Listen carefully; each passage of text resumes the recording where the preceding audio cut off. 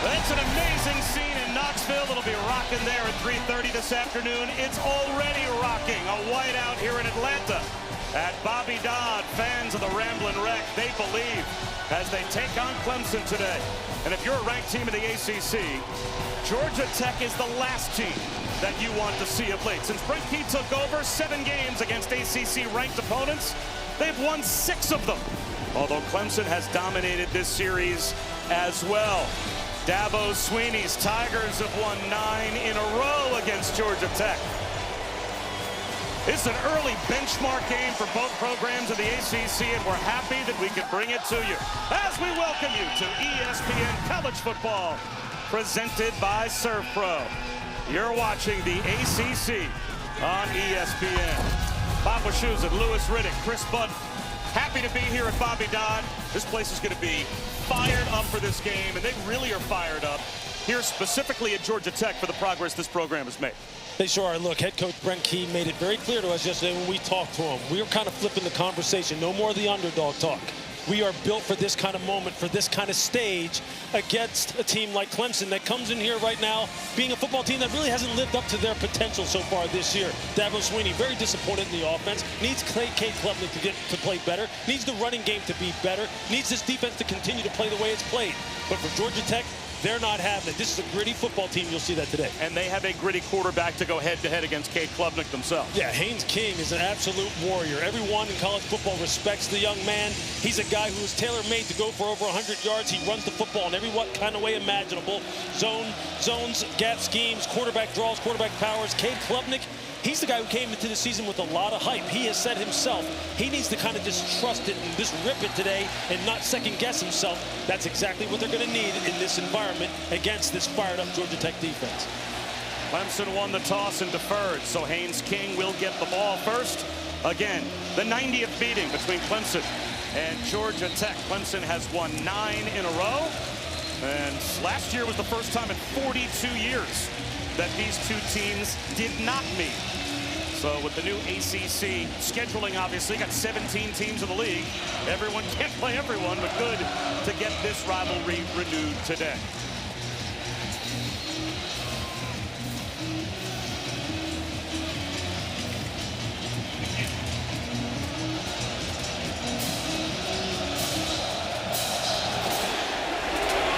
And Haynes King will start after a touchback that clears the end zone altogether, courtesy of Robert Gunn. Well, Haynes King, obviously, Chris, they need to protect his health as much as anything. They do. He's the heart and soul of this team and this offense in particular. So we asked him yesterday, has there been any conversation about sliding, protecting yourself?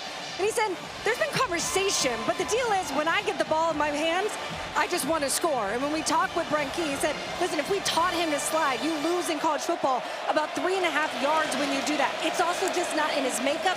It's not the mentality that he grew up with. When he has the ball, he wants to run. And he's got the ball on first down, and Isaiah Canyon's got his first catch for 9 yards in front of Ricardo Jones. A true old-school dual-threat quarterback. Lewis, Dabo Swinney told us Haynes King is Tim Tebow. He is a warrior, a willing warrior. He'll be on his all-Madden team if he had one. He is a problem, and he was certainly a problem a couple of weeks ago when Georgia Tech won on opening night in Boulder. And he breaks a tackle, doing what Haynes King does. First down, Georgia Tech.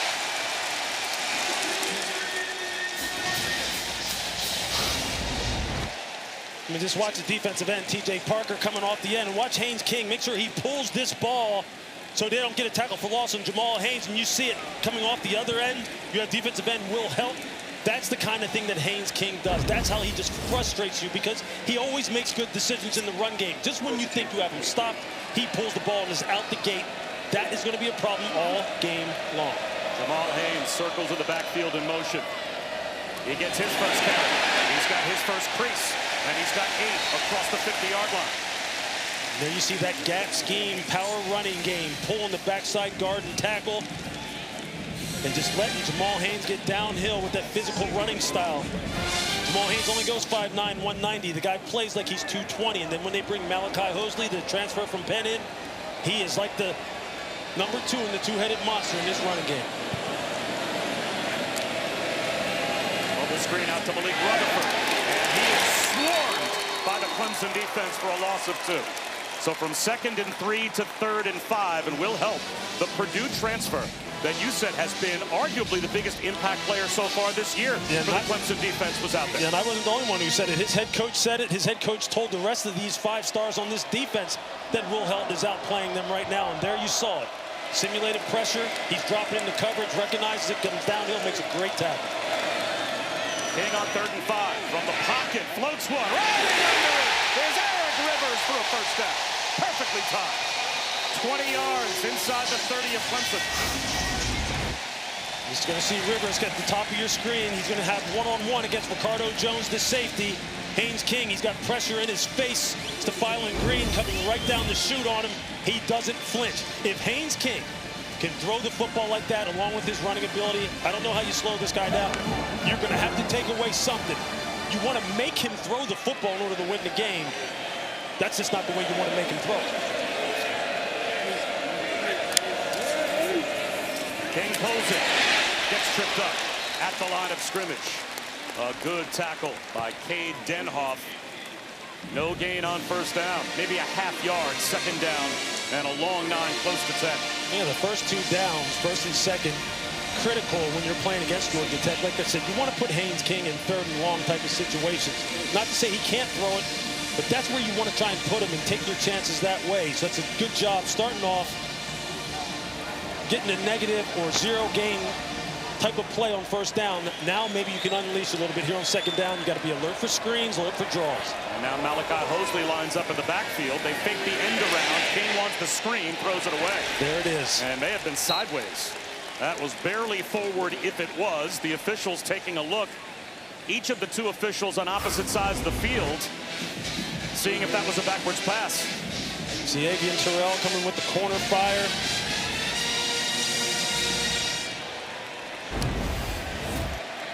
Anticipating a screen of some kind, whether it be a tunnel screen, halfback wide screen. Now they're going to look at that.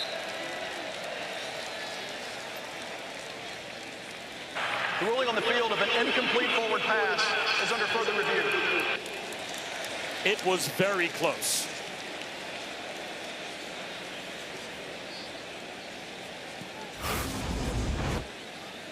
And we have an opportunity to listen in to the ACC Operations Center, and we'll be able to eavesdrop from Charlotte on this replay review. Ruling on the field is an incomplete forward pass. So it rolls out of bounds. So it's touched. I'll go back a little bit for you here. I mean, it's Show the release of the ball. It's released here at the 42.5. You can see that, right? Yes. All right. So if we go forward, it's not touched. It just goes out of bounds. Where it's And it goes out of bounds. This is really tight. I think this is going to be upheld based off of Yeah. it being forward. So yeah, I would agree. I think if I could go to. Was that, Adam? I agree. That's about it, I think it's tight. I think from that angle, it's going to push it. Yep. And this is our best angle, so the ruling on the field will be upheld. Yeah. All right, so after further review, the ruling on the field is upheld, and it should be 3rd down, and the clock's good.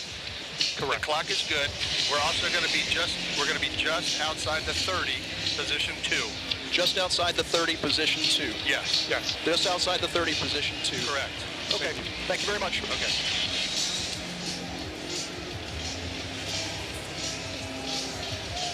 The ruling on the field is upheld.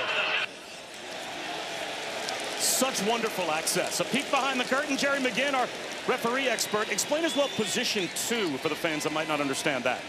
So position 2 is the upright, the near upright. Position number 1 is the near hash, and they'll place the ball previous spot, the near upright. That was a good call by replay. Leave it stand. 8th play of the drive coming, and it does remain 3rd down and 9. Clemson shows an all-out blitz. 4-man rush, screen out to the edge. Canyon makes the catch, shakes and bakes, breaks a tackle into the red zone. First down. Isaiah Canyon looks the part, and there he acted the part. As you can see, Isaiah Canyon at the top of your screen. This kid is an absolute stud. True sophomore, 6'4", 215 pounds. Last year when we came to see Georgia Tech, I saw him on the sideline during practice, and I said to Brent Key, who is that? and he was a little bit banged up, has dealt with some injuries. This guy looks like a Mike Evans type of clone, the prototype big wide receiver, and there you see it. Just give him the ball, put it in his hands, he'll do the rest. Quarterback run. Haynes King down inside the 10 to about the 7-yard line. Georgia Tech has been perfect in the red zone so far. Even more impressive, 8 drives. This would be their 9th, 6 of the previous 8 touchdowns. I mean, the reason why? Haynes King. He gives you an advantage because of his ability to run the football. And then it is truly 11 on 11. That is a nightmare for defensive coordinators. The new defensive coordinator, Tom Allen from Clemson, knows this, knows he has to count for number 10. Eric Rivers, jet sweep motion. They fake the toss. Haynes King stood up inside the 5-yard line at about the 4. So a big 3rd down coming here. 3rd down and 2. And by the way, just to go back for a moment, as a broadcaster, thank you to the ACC. How great was it to listen in on that exchange, referee to operations center, and to have that peek behind the curtain at how they come to the decision that they came to. It's just awesome stuff. That was definitely pretty cool. I don't think anyone's ever really heard that, how the back and forth goes. It's nice and cool and calm, arrive at a good decision. That's true transparency right there. We've got Malachi Hosley and Jamal Haynes, both in the backfield on 3rd down. Haynes King on the fake, floats it, back of the end zone, throws it away. And now the early decision for Brent Key. 4th down, inside the 5-yard line. It's a chip shot field goal, or do you go for 6? Looks like the offense is staying out there. Yeah, talking to Brent Key yesterday, this is a guy who knows he's going to pull out all the stops. This is an ultra-aggressive head coach as far as going for it on 4th downs. You always have to be alert when your special teams is on the field. They're one of the very best, very well coached. You have to play the entire game, all situations against Georgia Tech. How about this formation? Blockers out in front of Jamal Haynes, top of your screen. Haynes King throws it that way, and sniffed out perfectly by Clemson. Ricardo Jones with the 4th down stop on Jamal Haynes, and Georgia Tech comes away empty. It's just simply Ricardo Jones beating his blocker one-on-one. He just whips him at the point of attack, tight end J.T. Byrne, and that's all she wrote. Huge play for Clemson.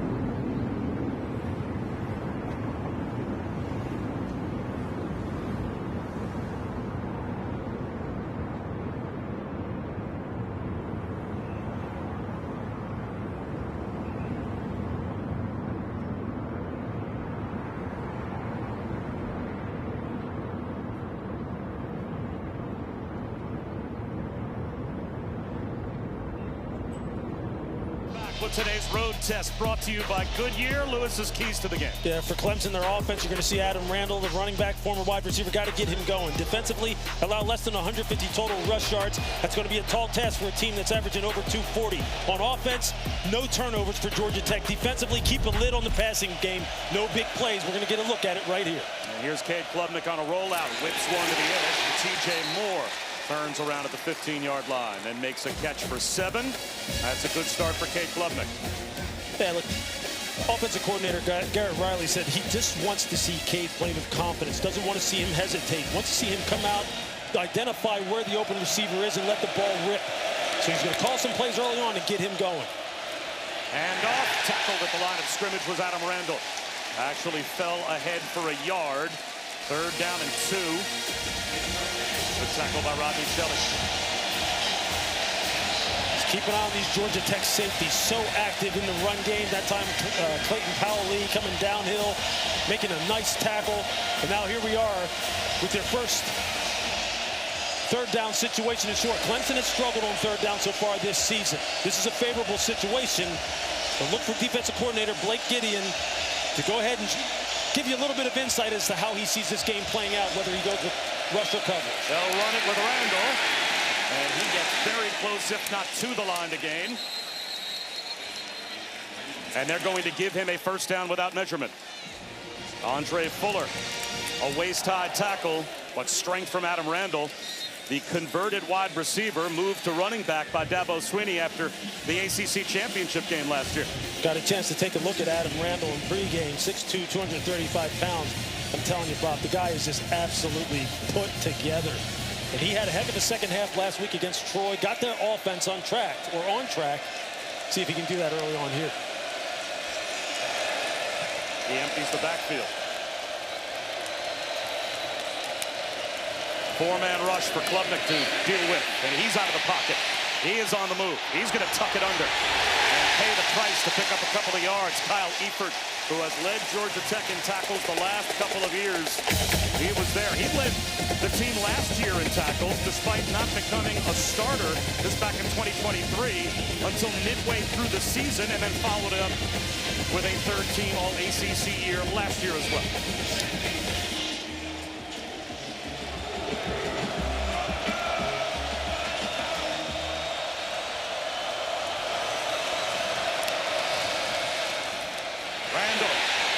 By Klubnik. And it's Georgia Tech on the takeaway. Omar Daniels knocked it out. Cade Klubnik pops it up. And Georgia Tech starts in plus territory. Zach Toby with the recovery. Well, this is a nice job by Cade of making the decision to pull the football. But then when he gets out on the perimeter, just watch the safety Omar Daniels come downhill. Now you got to protect the football. You got to make sure that you're securing it. He hits him in the thigh, but Cade loses it as he's going to the ground. I mean, that's a tough hit in the open field. Here you get a closer look at it in slow-mo. You see he hits him on the elbow. It's a perfect shot by Omar Daniels. These safeties for Georgia Tech, number 9, Daniels, 14, Jai Gilmore, number 5, Clayton Powell-Lee. These guys hunt now. They get after it. They are super aggressive. And new defensive coordinator Blake Gideon, that's exactly what he expects out of this secondary unit.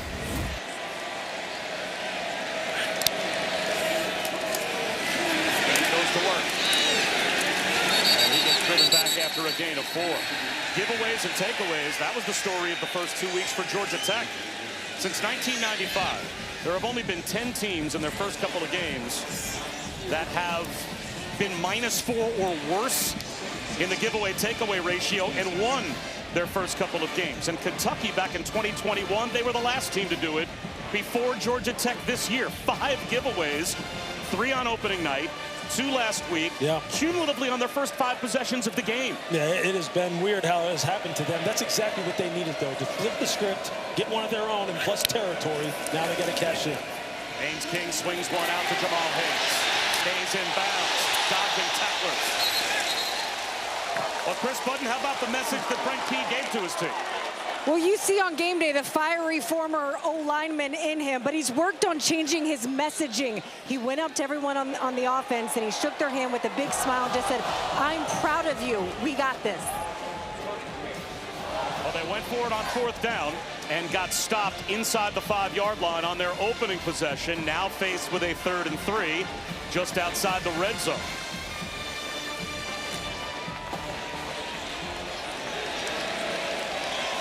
The 6'4" target, Isaiah Canyon. He is all the way to the top of your screen, widest to the outside right. Haynes King rolls in that direction, flips it high and incomplete.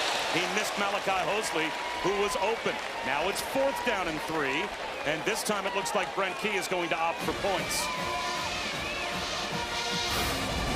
He has Hosley just leaking out into the flat. They run what they call a 3-level flood concept. You can see it on the outside. Just trying to flood the zone. Let Haynes King read it out. A little bit of pressure in his face in the air and throw. Good job by Clemson getting off the field. So Aiden Burr from 40. Instead of going forward on 4th down and 3, they'll try to get points. And Aiden Burr gets them those 3 points. Georgia Tech on top, 5:50 to go in the opening quarter.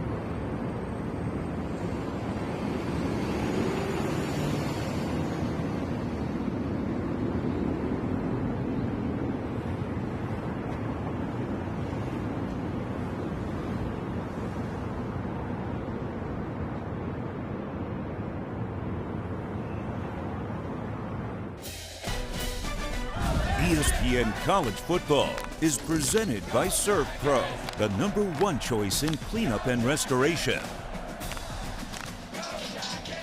It's a whiteout at Bobby Dodd today, and certainly the same in the Taco Bell Live Más student section. Only one student section can claim the title of Live Más Student Section of the Year. Who will take home the trophy this year? It's a great scene here in Atlanta. The return of the whiteout for the first time in 3 years at Georgia Tech, although you'll see that orange cloud getting in the way of the whiteout. Plenty of Clemson fans here, as well as you would expect. Georgia Tech with the early 3-0 lead. Bob Wischusen here with Lewis Riddick and Chris Button.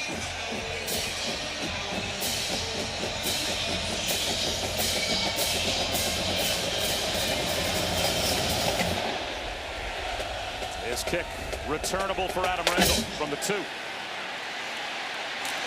he's popped right about at the 20-yard line as we bring you today's impact players, brought to you by Mattress Firm. No question, Cade Klubnik has to be a guy who steps up for Clemson. He's got to make amends for putting the ball on the ground. Linebacker Wade Wood has just a treat to talk to, one of the captains, one of the leaders on the defensive side of the ball. We all know Haynes King. He's going to play a big role with his legs, but he's going to have to throw that football a little bit. Keep an eye on number 2, E.J. Lightsey. This is his second series on the football field. Defensive coordinator Blake Gideon says that Lightsey has NFL written all over him. He's got the height, weight, speed. He's going to be counted on to make plays today. Yeah, Blake Gideon said the best pro prospect we have is E.J. Lightsey. How much did that surprise you to hear him say that? It did a little bit. You know, I didn't see him making the kind of impact plays that he thinks he can make, but here's another shot for him. Quarterback draw for Klubnik. And he didn't shy away. Picked up 4 yards to the 25-yard line. You just see how Georgia Tech, this defense, you will see 11 white helmets to the football every single play. They play with fury and passion. They run to the football, their strength in numbers. Something Clemson's going to have to contend with all afternoon. Omar Daniels with that last hit on Klubnik. Of course, he forced the fumble. That gave Georgia Tech the short field, but a good job by the Clemson defense to get a stop. Blitz off the edge. Clemson tried to throw behind it and it's broken up. Amari Harvey knocked it away. Our first chance to check in with Matt Barry.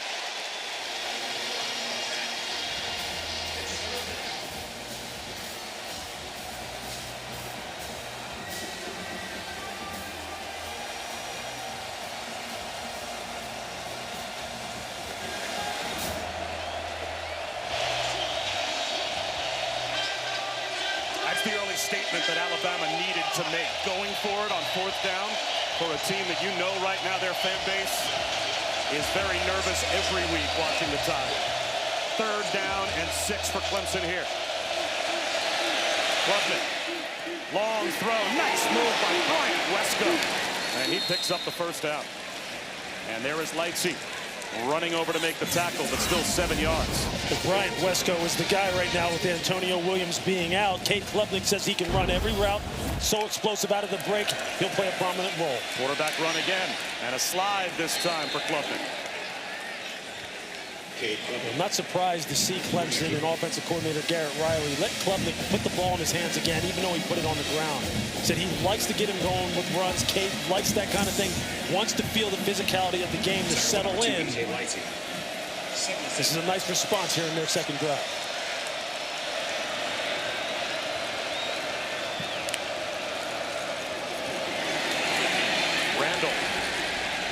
Makes it 3rd down and 1. And 3rd down and 1, Lewis, far too infrequently. It's been 3rd and 3 or less so far this season for Clemson. They've had a really hard time just getting to 3rd down and 7 or less. Yeah, it's been a problem. 1st and 2nd down. The late, great Bill Walsh used to talk about all the time. That 1st down is the most important down. It's just something that people overlook. Why?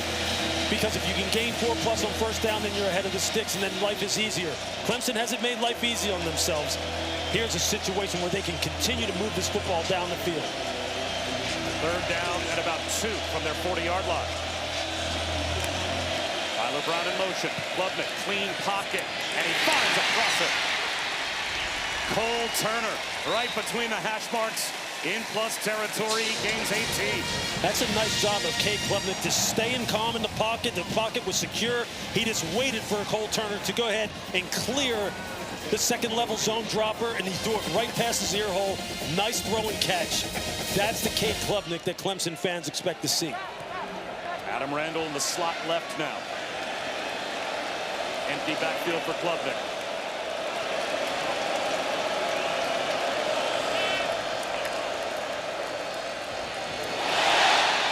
A little mistake at the mesh point. And now Klubnik does well to throw it away. Some confusion in the backfield with he and Adam Randall. Clayton Powell-Lee was in the backfield to force the throwaway. It's just these ball handling issues for teams that run a lot of zone read. You just have to make sure that the quarterback is secure with the football, and the running back has to know when it is being pulled so you don't have these kind of mishaps. Now, we just talked about the fact that they were putting themselves in good 2nd and 3rd down situations. This is not where you want to be. You don't want to be in 2nd and long when you had some nice momentum going. On 1st down and 2nd down in terms of average yards gained, they have struggled towards the bottom of FBS, creating a lot of 3rd and longs. They'll swing one out to Tyler Brown. And he is able to make it third and manageable as he picks up 6 yards. So third down and 4 now for Clemson at the 36. Good tough run after the catch by Tyler Brown. Timeout. Starting corner Zachary Toby down on one knee.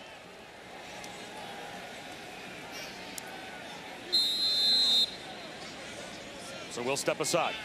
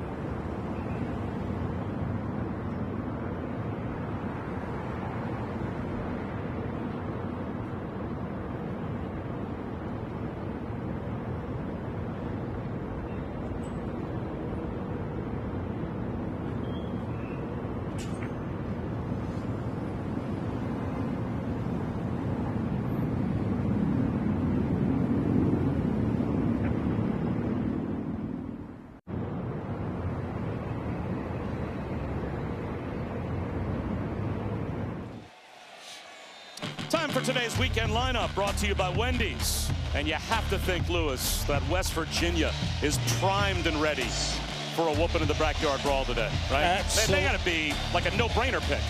That's what they say, H2P. We'll see how it goes. Standing next to the pit alum on backyard brawl day. And a great day, as you can see, in the SEC as well. Klubnik on third down. Tunnel screen. The tunnel's closed. Tyler Brown goes down. So now fourth down and 3 for Dabo Swinney as Jai Gilmore made the tackle. And it looks like it's going to be a long-distance Nolan Hoosier field goal attempt. What a great play by nickelback Jai Gilmore to put him in this situation now where it's just not favorable for Dabo to go for it. Georgia Tech defense rising up just at the right time, tackling, putting them in fourth down situation. I think it's crucial for Clemson to go ahead and convert here. Hoosiers career-long 56, and that, of course, was the winner in the ACC championship game last year. So he's got no problem with distance, no problem with pressure, but a timeout call from the sideline by by Dabo Swinney with the play clock winding down.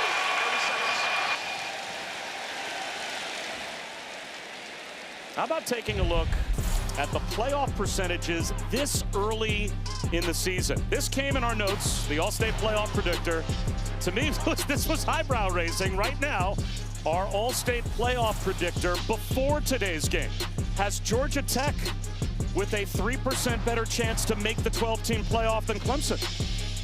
Look, I think as Georgia Tech continues to play this season, and as this game goes on in particular, you're going to see why there's a lot of optimism surrounding this program and this football team.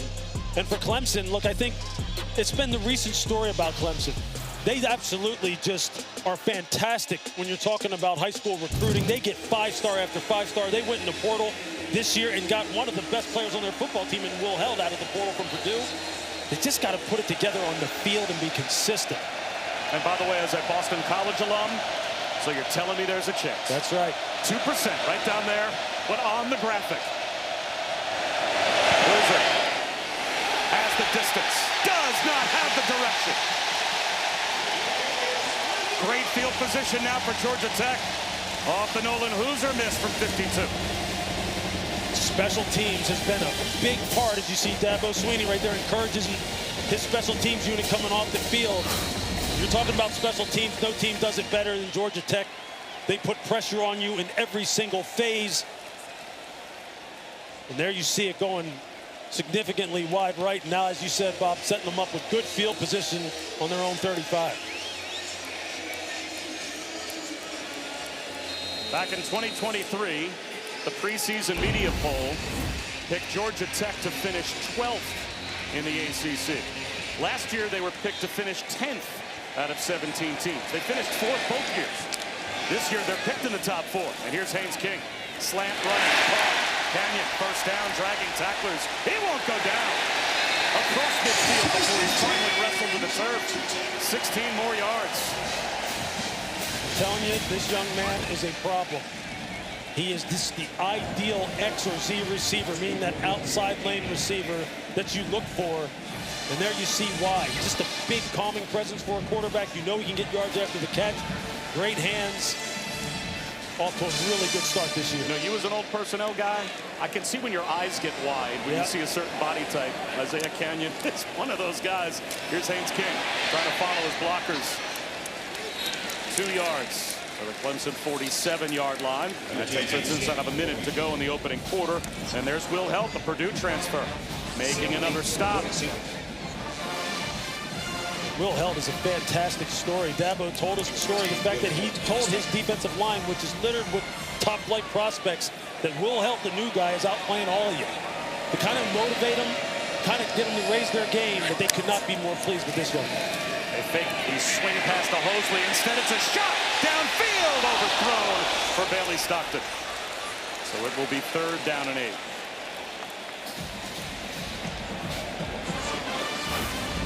He had Bailey Stockton wide open. You're going to see him at the top of the screen.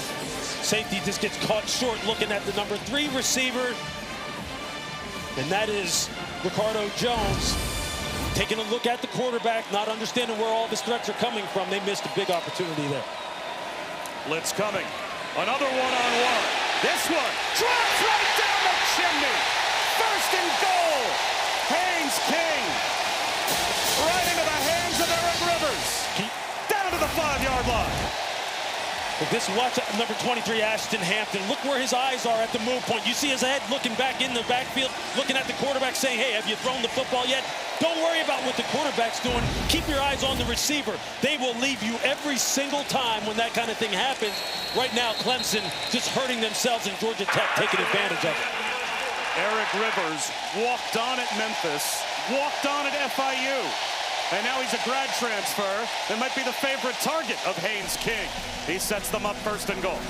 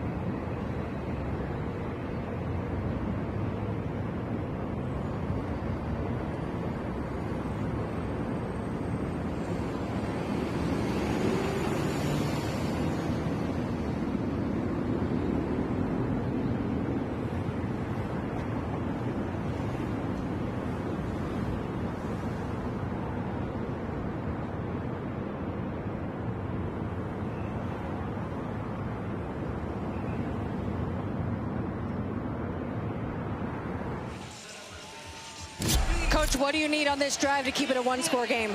Well, we just need to try to find a way to win the goal line situation. We won one already. Nice play on the double move. You know, unfortunate. Hey, we had the turnover. That's the difference right now. And then we missed the field goal, and then they had the big play. So we just got to win this series right here and keep going. Keep playing. Get down there. Hey. Can they stop Haynes? They cannot. They didn't get the stop Dabo Swinney said they had to get. Jamal Haynes into the end zone to extend the Georgia Tech lead.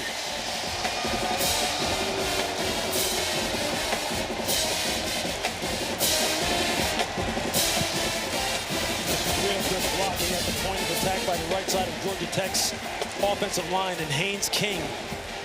Wait till you see his ball handling. It was perfect. Absolutely perfect. Put the defensive end, Will Held, in a bind.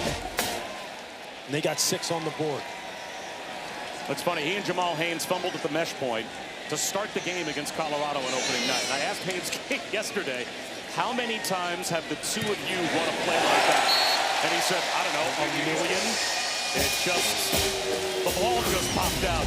Not this time. Watch, you're gonna get this. You're gonna get this motion, and watch how this affects the defensive end. Will Help. We're gonna get blocked down, and watch Haynes King just ride it in here until the defensive end gets too far upfield and can't make a play on the ball. But watch, here comes the motion. Will Held has to go around it, puts him too high. He can't maintain leverage on Haynes King. Haynes just kind of takes a step forward, hands it off to Jamal. You see the blocking at the point of attack, just dominant by the right side of Georgia Tech's offensive line. Malachi Carney, the transfer from South Alabama at right tackle. Keelan Rutledge, the left guard. And Brett Key, this is the start he was looking for. That gritty, tough football team that he said is built for moments like this. We're no longer the underdog. And just look at them. Off to a 10-0 start, and this crowd is into it. Yep, said exactly that. We've played up being underdogs for 2 years, but he told the team before the season, there is a reason everybody loves the underdog, because they always lose, right? You love the team that's the lovable loser, so we're not losing anymore, so we're not underdogs anymore, and they expect in this league to win these games. As we check again with Matt Barry.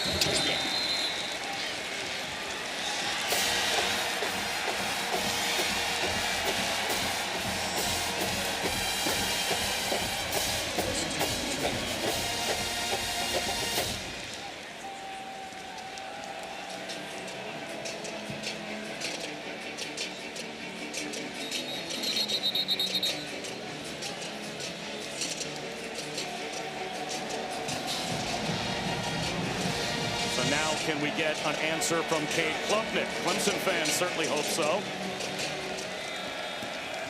The freshman, David Eziomume, makes his first appearance at tailback to the left of Klubnik. Klubnik sets up shop. Floats one up the seam. High throw and incomplete. Pulling off at the last second as well, Omar Daniels. He had Cole Turner lined up and held back to make sure there was not an illegal hit in the secondary. You know, we just saw Ty Simpson highlight for Alabama. And there's a parallel between Klubnik and Simpson. Clemson was recruiting Ty Simpson. And Klubnik, that was the kind of the barricade for Klubnik to potentially end up becoming the quarterback at Clemson. When Ty Simpson chose Alabama, that freed up the spot. And Dabo Swinney said Cade Klubnik was his first call. He's in trouble here. But follows the block of Tyler Brown and gets a few yards up the near sideline. Braden Manley pushed him out of the pocket. They just continue to do a nice job, Georgia Tech's defense, of taking away immediate threats, making Cade hold the football, although he had a shot for Cole Turner for a big play down the middle, down the seam, and just airmailed it. Now here, a 3rd and long situation again, 3rd and 6. Let's see what Blake Gideon does. He hasn't set too much pressure, maybe a few simulated pressures, but he's chosen to play coverage and try and lock down these receivers on the outside. Crosser. Catch made by Wesco, but he goes nowhere. That zone defense for Georgia Tech was just waiting for Wesco. This is just great vision by the second-level defenders. They're just playing a prototype day 1 install cover 2 defense. Vision on the quarterback, good pattern matches, ball's thrown, you run to the rock and you put your hat on it and tackle them. It's just textbook defense. on the part of Georgia Tech. Cayman Spalding, Kelvin Hill. Right in the heart of that defense for Georgia Tech. And after the Georgia Tech touchdown, it's a 3-and-out. Stockton, the return man. Late fair catch signal. Runs under it and saves some yardage with a risk-taking diving catch at his own 29-yard line. A 2-score lead for the Yellow Jackets, and they've got the football back.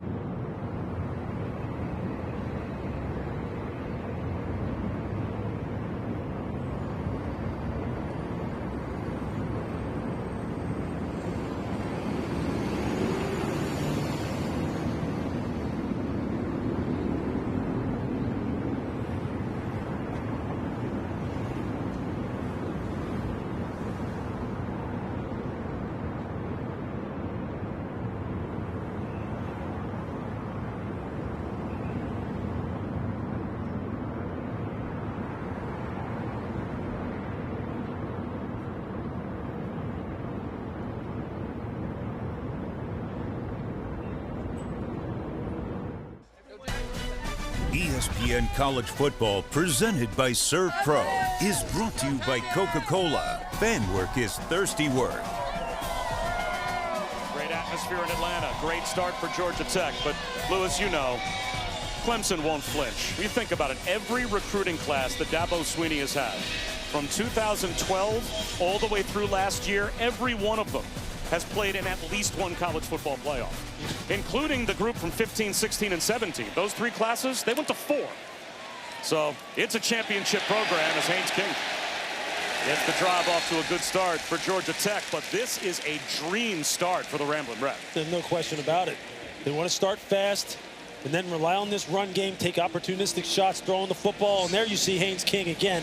Now it's 2nd and 2. The ball handling, the misdirection. They get it flowing one way. Haynes King reads it, pulls the ball. You see half the defense following what they thought was going to be a outside zone run, and there goes Haynes King for 8. This is such a tough offense to defend. With all the different blocking schemes, all the different motions, they put so much pressure on it.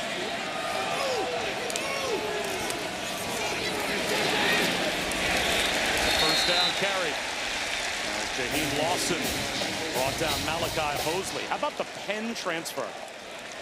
Right, you get a guy that starts off his career in the Ivy League because basically he wasn't really recruited much out of high school, and he becomes the Ivy League Offensive Player of the Year and Overall Player of the Year. with 10 100-yard games at Penn, and now here he is at Georgia Tech. And they said he's a guy who won't wow you in shorts, but when the pads go on and it's 11 on 11, he is a game. There he goes again. Bouncing now close to midfield. And again, that's 7 yards on first down. So, boy, talk about a dream world to live in if you're Buster Faulkner, the play caller, when it's 2nd and 2, 2nd and 3. It's just the winning at the point of attack. The offensive lineman just getting great position. This right side of the offensive line can be dominant at times. Keelan Rutledge, their starting right guard. Brent Key could not be more effusive of his praise for him. Said he has the potential to be the best offensive lineman he has coached ever. And he is a guy who he said he will stand on the table for NFL scouts when they come in here. He is a no-nonsense player, and they will run the ball behind him when they got to have it. King slips a pass out into the near flag. And taking on a man. There's Malik Rutherford, first down. And he got right in the face of Avion Terrell, picked up 9 yards. There you see it. Just one-on-one. He says, I'm not stepping out of bounds. I'm going to try and send you a message. I'm going to send you a message that we're here to compete. Potentially could have got a personal foul right there with the contact to the face mask of Shelton Lewis, the defensive back from Clemson. You can tell Georgia Tech is feeling it. They're feeling that they have control of this game right now early. Jamal Haynes stood up and driven back by Wade Woodash. And by the way, Wade Woodash, who told us that he was born deaf. He was about 8 months old. He goes for his checkup, no response. And they realized he couldn't hear. They did an operation. They put tubes in his ears. And to this day, he said it doesn't really affect him. Some hearing loss on the right-hand side. But now he's the green dot on this Clemson defense. A really good player. Him and Sammy Brown, his best friend on the football team, and his running mate at linebacker, they have to come up big. 2nd and 8. Play action for King. Down the sideline, sliding catch. It looks like Zion Taylor hauled it in. He did. The catch is good to the 24-yard line for 18 yards. Just running a little bit of a boundary corner blitz, and the safety, one of my favorite guys on Clemson's defense, Ronan Hannafin, number 5, doesn't get wide enough. Buster Faulkner dialing up all the right hits. Haynes. He is submarined by Will Held. Held spent the last 2 years at Purdue, and they won 5 games. Last year, they won 1 game. So talk about a rebirth now playing for Clemson, a team that's got college football playoff aspirations. Will Held basically just took Will Harper, the tight end for Georgia Tech, and pushed him right back into the runner and tackled him with his back because he just ejected him off the line of scrimmage. He's a tone setter. Absolutely. He has done everything that they could ask of him. Mosley in motion. Jet sweep. Israel. Guess who? Talk about being a tone setter. Will Held's in the backfield, and he buried the jet sweep. Remember what happened to him on the touchdown? That he looked a little unsure and didn't just run through the tight end on the way to Haynes King. This time he says, forget it. I'm just getting upfield. Whatever's in my way, you're catching it. That's how you play it. You got to put pressure on this team when they run the zone read. Make them speed up their decision-making and wreck everything in your path. Zero blitz look here for Clemson. No deep safeties in the middle of the field on 3rd down and 15.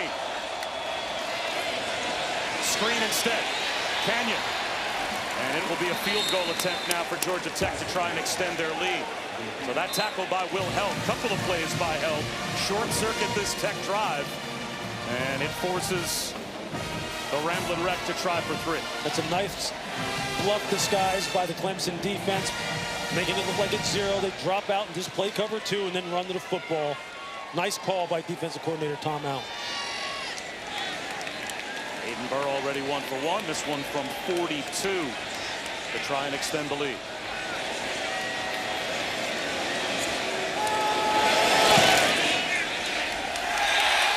Sneaks it inside the left upright. 13-0 Georgia Tech midway through the 2nd quarter.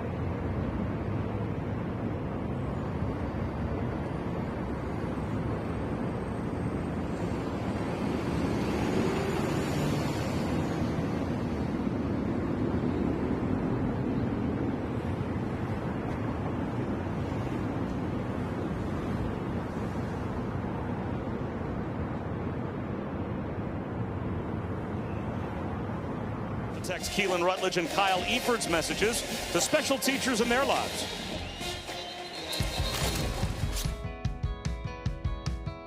My favorite teacher is my wife, Lauren Rutledge. I love you. My mom is actually a teacher, so regardless of something she's taught me, bro, just how to be a loving man, how to be a man in general. ESPN supports the College Football Playoff Foundation's Extra Yard for Teachers Week. And each year we celebrate great teachers across the country who have inspired so many of us. Nominate a great teacher in your community by visiting cfpfoundation.org. I'm the oldest of 4 kids, and I'm the only one that does really nothing to contribute to society. My other 3 siblings are all teachers, educators, helping shape the lives of young people. And I hang out with you at the media buffet each week. You're contributing, Bob. Don't worry. I don't know. Let's check in again with Matt.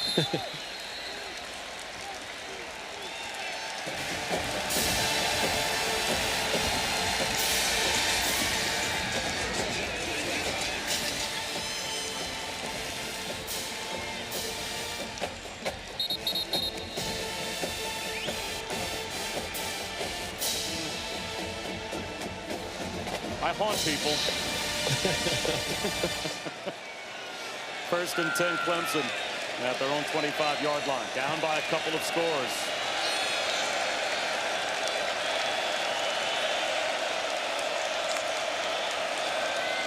On the ground with Adam Randall. Now, Dabo Swinney said to Adam Randall after last year's ACC championship game, "What do you do best?" He said, "Well, I'm best when I've got the ball in my hand." He said, "Yes, let's make it easier for you to do that. Don't play wide receiver. Play running back." And Dabo actually said the biggest failure he thought of a couple of weeks ago for the offensive coaching staff against LSU was not getting Adam Randall the ball more often. Sure did. And they took care of that in the second half against Troy. He was the one who sparked this offense to that second half explosion. Showing blitz, Georgia Tech changing the call, possibly Cade Klubnik. Play clock winding down. It's at 5. And it's only a 2-man rush. Klubnik has all day to scan the field. Now the pocket starts to collapse. And eventually, scanning the field works. TJ Moore came free and picks up a first down. Talk about playing coverage. That was coverage to the extreme. Yeah, Blake Gideon, the defensive coordinator, just trying to change up the looks on Cade. Just trying to give him more stuff to think about. Again, keep a lid on the defense, as he says, building a roof on the defense. They don't want to give up any big plays down the field. Make Clemson have to earn it. Klubnik to the sideline. Incomplete. Losing his footing, trying to come back to the ball was TJ Moore, and it looks like a flag was thrown back in the offensive backfield. Daquan White was there in coverage, but this is not pass interference. This is behind center. You're going to see Daquan White. He makes contact early. Now they got Harris Sewell at left guard for a hold. Yeah, you're going to see Sewell. You're going to see Harris Sewell just trying to give help to his tackle as the left tackle, number 50, Colin Sadler, starts to lose his rush responsibility.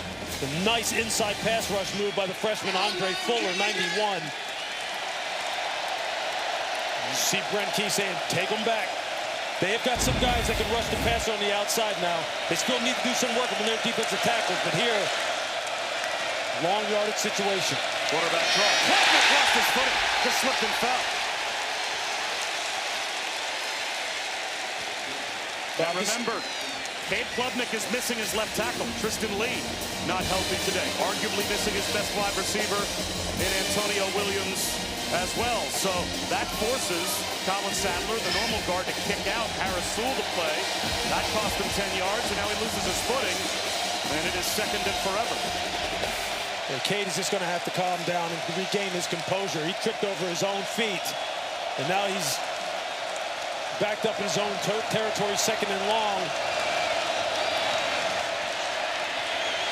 Spins out of the pocket. Nowhere to go. Has to throw it away. Akilo Stone making his return after 1 year at Ole Miss. Started his career at Georgia Tech. He's back, and this is that makeshift offensive line with some injuries. Walker Parks was even iffy for this game, but he is able to go today. But this is a veteran offensive line with some highly touted players when they came in. But guys like Colin Sadler, this is a guy who was a four-star recruit when he came in. They have depth on this offensive line. They've got to play better. The quarterback has to play better. But right now, Georgia Tech has got them on their heels in another third and long situation. 3rd and 22. Clemson's 3 for 5 on 3rd down, but they're just going to play the punt here as Randall is going to get what he can, and now he busts it. Oh, terrible give up by the defense for Georgia Tech. What a move by Randall. Clayton Powell-Lee made the stop. That's basically just a safety call, expecting to punt, and he converts on 3rd and 22. Just watch the cut here by Adam Randall. This is the kind of thing he's starting to get more and more comfortable with. The ability to read blocks and then get that big body rambling onto the 2nd and 3rd level at 225 pounds. I promise you, 235 pounds. He will make some defensive backs make some business decisions. Cade Klubnik just paved the way for Randall to pick up 8 more. That's really even as great a move as Randall made. That's a play call. Well, guys, let's just protect the ball on 3rd and 22 to punt. Right. And just a tremendous individual effort to turn it into a 1st down. Yeah, nice blocking up front by this offensive line again. They are missing some players, but these are highly touted players still that are left on this Clemson offensive line that have a lot of experience. They've got to perform. Quarterback run, breaking a tackle is Klubnik. Fought his way back to the line of scrimmage. Did well to not lose any yardage. Amonte Bradford was in the backfield. And it looks like it's going to get him a 1st down back at the 36-yard line. It was enough.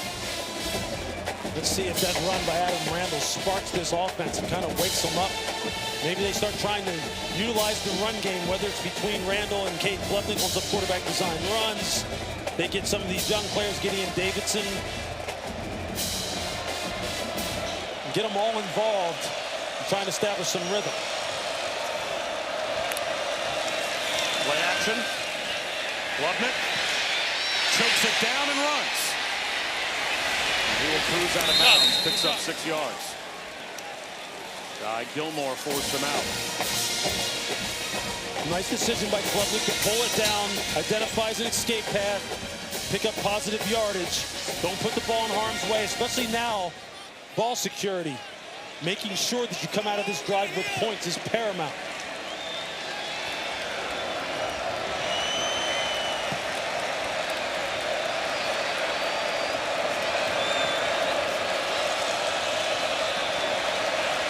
Clemson still has 2 timeouts and the 2-minute timeout as well. So all the time in the world to eat the play clock.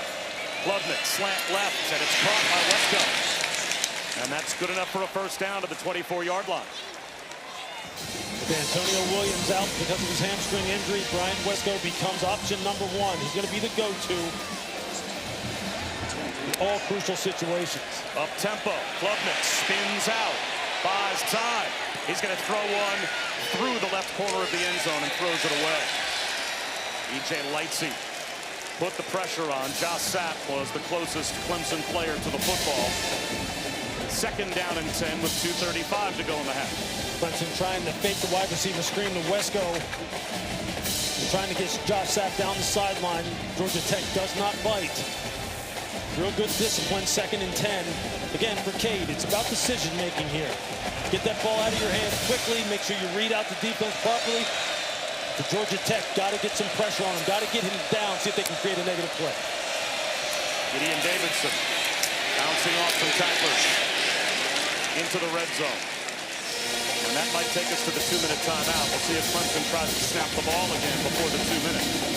The last time Clemson played in this stadium, 2020, they won 73-7. It was the largest margin of victory ever in an ACC game. Trevor Lawrence had 5 touchdown passes in that game. Talk about a different story 5 years later. Hard count, and we'll go to the 2-minute timeout. Tigers trying to get on the board. The Yellow Jackets at the 2-minute timeout with a 2-score lead.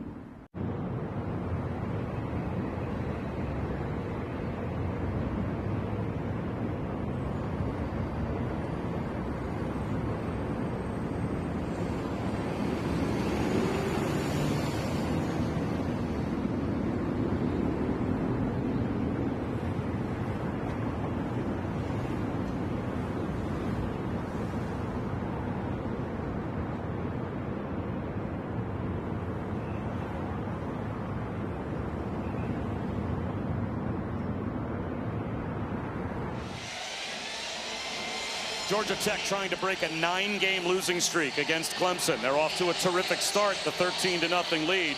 Haynes King picking up where he left off in Colorado. Jamal Haynes with a touchdown. First time that Clemson has trailed by double digits against Georgia Tech since a matchup back in 2014. And they are trying to get on the board before halftime. Still 2 timeouts, 2 minutes on the clock, but Lewis, a big third down here. Yeah, this is huge. Clemson ideally obviously wants to try and get 6. Who are they going to go to? Bryant Wesco Jr., he's the go-to guy, number 12 at the bottom of the screen. He's in the slot left. Klubnik looks that way. Throws. There's Wesco at the 5. He's reaching the ball out. An ankle tackle at about the 4-yard line to make it 1st and goal. He's awful lucky. Awful lucky. Kyle Eford, the linebacker, came and put his shoulder right on the ball. He almost lost it. You see him, he's just going to run this square in. Does a nice job of securing the football. And here comes Kyle Eford. That flash out of the corner of the screen. He put his shoulder pad right on the ball. Almost knocked it out of there. That's a great pickup, though, for Clemson on that third down. Clemson in no rush. Why would they be? And now a timeout's called. Timeout. Georgia Tech. Georgia Tech calls timeout. 30 seconds. We'll step aside.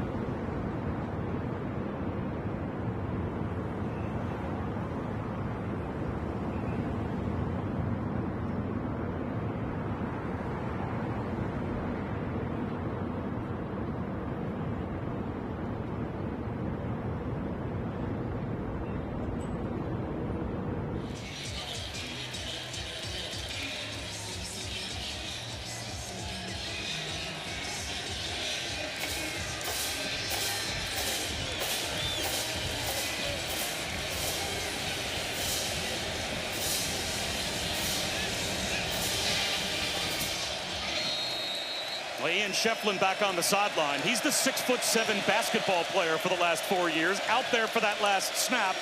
And then Brent Key called timeout. So the chess match And now Shepard on the sideline, 1st and goal. They'll run it with Randall. And let's see if another timeout's called by Brent Key. I would think he'd save time for his offense if he could, whether Clemson scores or not, and he does. There's seconds, 30 seconds. So Brent Key is trying to preserve some time for his offense before halftime. Clemson trying to get on the board. And look, we talked about it at the start, Lewis. This is not a fluke. No. Right? The last 7 times under Brent Key that Georgia Tech has played a ranked opponent in this league, they've won 6 of the 7. Yeah, that's because they play the game the right way. They try to control the line of scrimmage. They have a absolutely multi-dimensional rushing attack. And here's the thing, Haynes King, you see the way he's throwing the football? If he's throwing the football like that, they're just so difficult to contend with. And they feel as though their offense is obviously the strength of the unit this year and that they're going to put up points. And so that way, look, if you're Clemson, you have to maximize every opportunity as far as when you get down here in scoring position. They got to figure out a way to come away with 6. Well, Dabo Swinney's teams have always been really good. Last 4 minutes, first 4 minutes, they have that chance. Remember, they deferred after winning the toss. So Clemson will start the second half with the football as well. Maybe a chance to string together back-to-back scores. The 14th play of this drive. Randall dives. Did he get there? At the half-yard line, it looks like he stopped. And another timeout, the final timeout, called by Georgia Tech.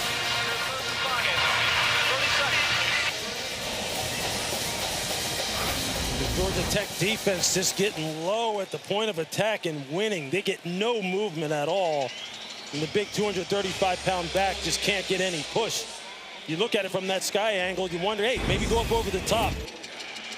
So 3rd and goal coming. Speaking of big things on the way, 2 big SEC games on ABC and the all-new ESPN app at 3:30 Eastern. We'll go back to the site of game day. Think Knoxville will be rocking for Georgia as they head into Neyland to take on the Vols. And then at 7:30, we head to Death Valley for LSU and Florida. So what a doubleheader in the SEC coming up. And this ACC matchup, no slouch, as Clemson trying to get on the board before halftime. They still have 2 timeouts left, so they have the full playbook at their disposal as well. 3rd down and goal. You see Dabo Swinney in that huddle on the sideline. He looked specifically at his offensive line and told him, let's go. We got a 235-pound running back, and we basically have got a foot to go. Maybe a push for Klubnik at the goal line. Is he in? He got the shove from behind from Randall. No signal from either official. I don't think he got there, Bob. It's going to be 4th and goal. They tried the tush push, and Georgia Tech shut the door. 4th down and goal inside the 1.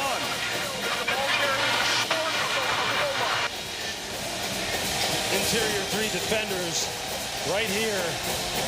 These guys are balling out right there. You see number 9, Jordan Vandenberg, 7, Akilo Stone,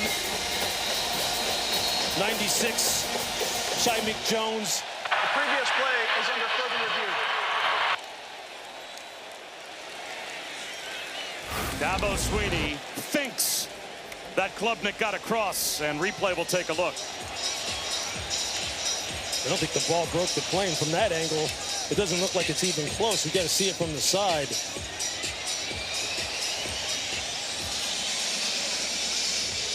Again, collaborative replay with the ACC Operations Center. They're allowing us to listen in. Adam. Hello? Adam, you there? Replay, can you hear me? Yes, I got you loud and clear. Can you hear me? Yes, ruling on the field is short of the goal line. Okay, I'm showing you the near cart. You can see that the runner has the ball right there in his right arm. Yes. There's his helmet getting lost in the pack. Yes. Right? You never see the ball cross the line of scrimmage or the goal line. Agreed. You see his helmet? That's the best shot we got. We don't have anything else from replay or from production at this moment. The ruling on the field So is the ruling on the field is going to be upheld. All right, what do we need to do with the clock? The clock is in a good place. All right, so we're going to go, because we're going to start it back. 25 seconds on the play clock, and it's going to be hot. Yep, and you're going to be just short of the goal line, too, on that ball. All right, so the clock currently reads 59 seconds, 25 seconds on the play clock. Ruling on the field is upheld, and the clock's going to start on the ready, correct? Yes. Yes. Okay, thank you. Thank you. Yeah, I don't know why the clock.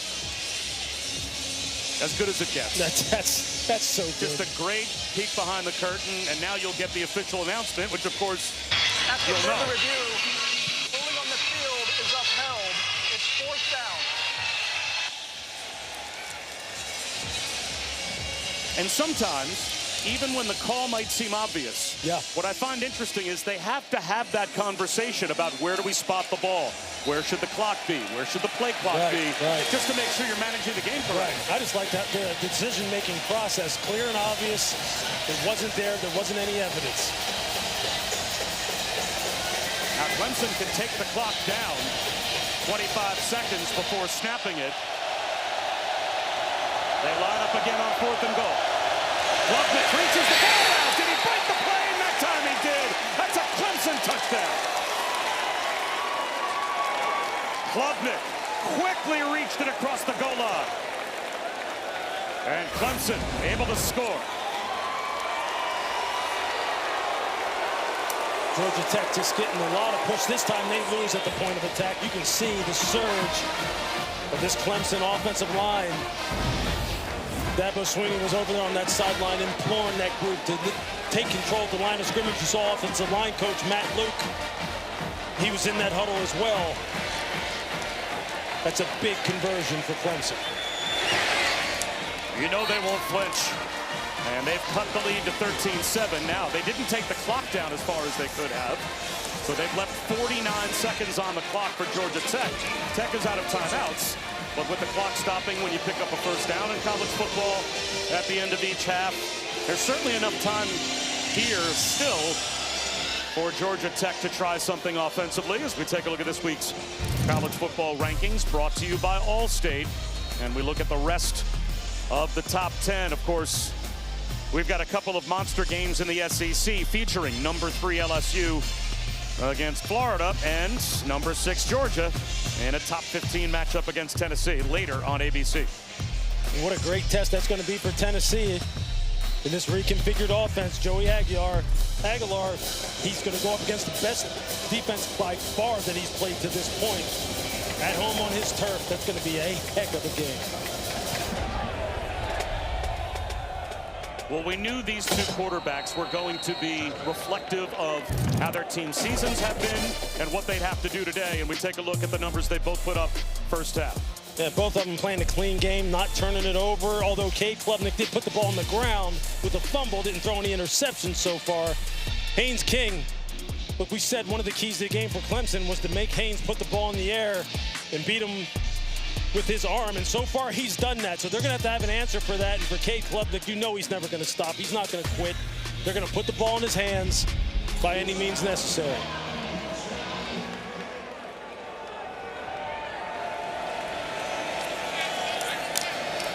Straight quarterback run. And Haynes King spun down behind the line of scrimmage. DeMonte Capehart stopped him right at the 25-yard line. And now it might be more of a conservative end of the half for Georgia Tech after picking up nothing on first down.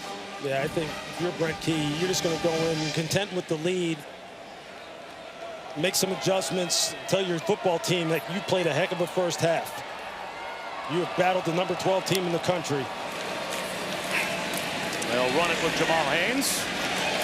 And that should take us to the halftime break. It's a 6-point lead for Georgia Tech at the break over Clemson. Brent Key, solid, of course, when leading at halftime. And we'll check in with Chris. Coach, how will you evaluate what your defense has given you in that first half? Yeah, they're playing their tails off right now. Disguising some looks, trying to make things confusing on the quarterback, make him use his feet, and then rally the ball. We give it that long 22 yards on that one over there on that last drive, which is crucial. We bowed up here at the end, but we got to make sure we keep them back when they're back. Offensively, you've been able to move the ball. What's been the message with your offense to find the end zone instead of settling for field goals? Yeah, I mean, we got to continue to be consistent. We got to be efficient in what we're doing. All right, hey, sometimes 1, 2, 3 yard runs are okay. All right, we just can't get negative runs, but we got to stay efficient. We got to stay in front of the chains and be able to put the ball in the end zone. Thank you, Coach. All right. They put the ball in the end zone once in the first half. Clemson, though, able to do the same before the halftime clock expired. So 13-7 Georgia Tech at the break with Joey Galloway and E.J. Manuel. Matt Barry's got the halftime report.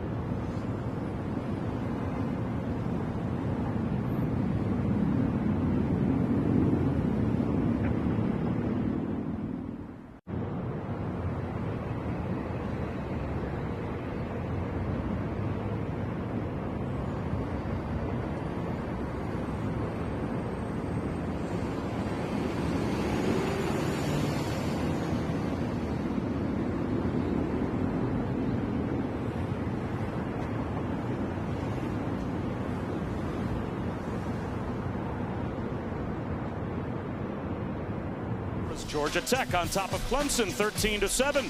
We'll come back with more action after these messages.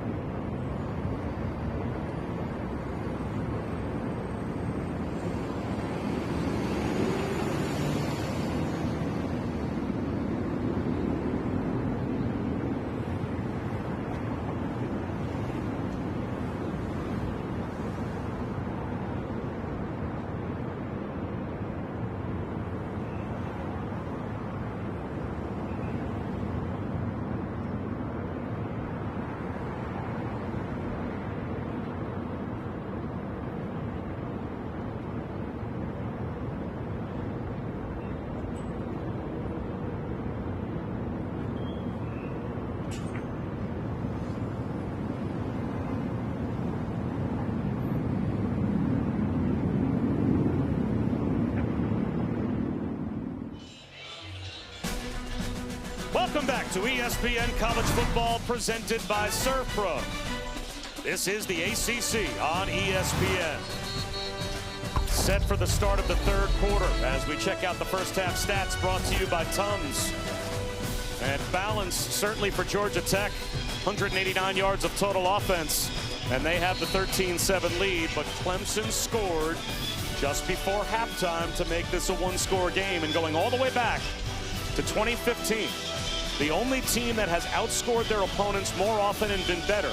The last 4 minutes of the first half and the first 4 minutes of the second half, Alabama.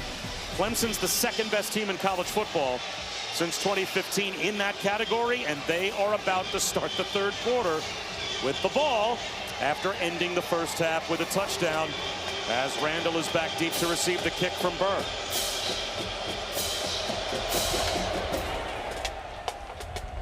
And it will be a touchback. Bob Wischusen here with Louis Riddick. Chris Budden is with us as well. So, Louis, to that end, how important is this first possession of the third quarter for both teams? Look, this is the kind of situation in the NFL that all coaches emphasize, right? The possession right before the end of the half and then coming out. Clemson can double up right here. If they take this ball down the field and put this in the end zone, this changes the whole tenor of this football game. And Brent Key is going, how did we find ourselves here, as we just talked about? How did we find ourselves at a deficit to a team that really, quite honestly, for the better part of the first half, we dominated? This is a crucial series right here. Cade Klubnik looked like he started to settle in and get more comfortable. And maybe the running game is getting going by Adam Randall. And settling in and just being more comfortable is exactly what Dabo Swinney said his quarterback had to do. He'll start off the second half with a jet sweep, Tyler Brown. He's got a first down. Let's check in with Chris. Dabo Swinney's emphasis this second half was we have to win the turnover battle. That has been the difference in this ball game so far, the one turnover and the missed field goal. He said other than that, we both had an explosive play. Things are fairly even. In regards to being able to have those second half comebacks, he has a lot of belief in his quarterback, what he was able to do last week down 16-0, has a lot of belief that he can do the same today. And Adam Randall again off to a good start. And I'm not sure, Louis, I look at that 3rd and 22 run by Adam Randall that kept the drive alive for Clemson in the first half. That's a turnover. Yeah. It doesn't go down in the box score as a turnover, but you're running the ball on 3rd and 22 to try to give the other team the ball back, basically. Yeah, you sure are. And just to kind of limit the damage that maybe you can do to yourself if you ran some kind of riskier play.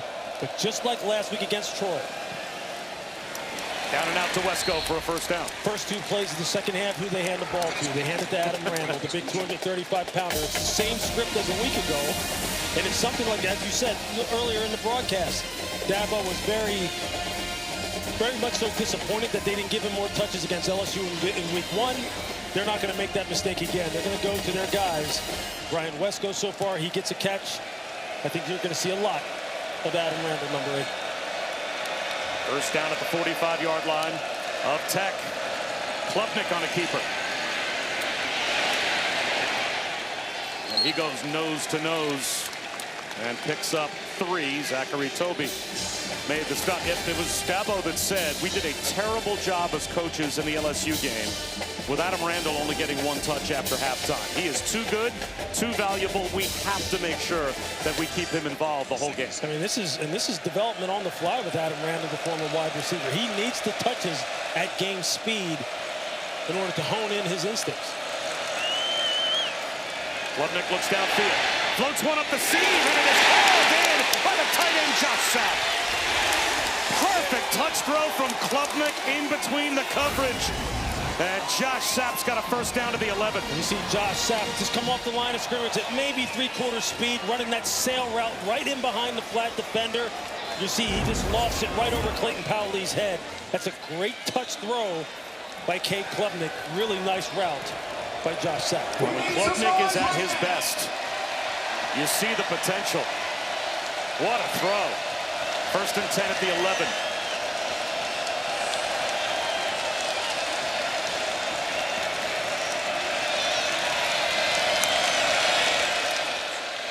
Randall breaks a tackle and gets down to about the 9-yard line. Picked up a couple. Couldn't quite slip free. There's E.J. Lightsey in on the tackle for Georgia Tech. And you better get a lot of hats to the ball in the 235-pounder. He's just getting more and more comfortable. If you take a look at Lightsey, he had to help his guy out, Clayton Powley, who almost got run over. 11 hats to the football. That's how Georgia Tech plays. They need to stiffen up here and hold this one to 3 because Clemson's on the move. Klubnik, zone read, wants the slam, and it was intercepted! Picked off near side by Omar Daniels. Breaks a tackle, now he's brought down at midfield. Adam Randall might have saved the touchdown. Omar Daniels, a near pick 6.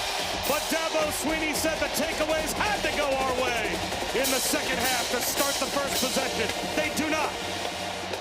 You want to talk about an all-American style play? Watch Omar Daniels right here. Watch him read the eyes of K. Klubnik and time his jump perfectly in the window of the slant. That is a big-time play.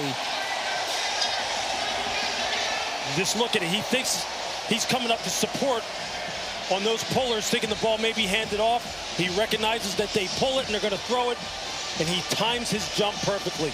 It doesn't get any better than that. That's rising up in a big moment when you're on your heels. That's huge for Georgia Tech.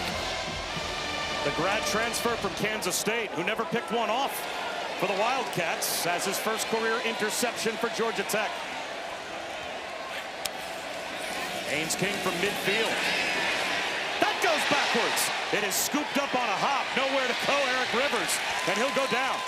Big negative play after sudden change created by Clemson. Avion Terrell was there to help on the stop. Loss of 12. You don't see corners run over tight ends too often in pass protection. Watch Avion Terrell.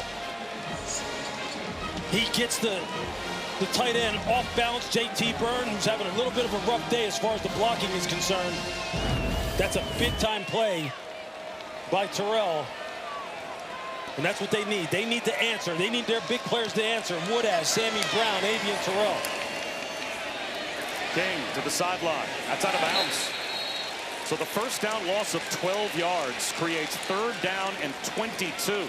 We'll talk about the exact play a defense needs to create after the offense turns it over. No question. And the building is going crazy. It just went silent again. Sudden change. That's what they say on the sideline. They yell it to the defense. Sudden change. And that's a situation that defensive coordinators emphasize. When you get put back out on the field because your offense turns it over, you must shut it down immediately. Off to a good start here. The Georgia Tech defense surrendered a 3rd and 22 to Adam Randall. King out of the pocket. He'll go down. The first sack of the season of Haynes King. Sammy Brown brings him down. Just real good pass rush. And Will Helt is hurt.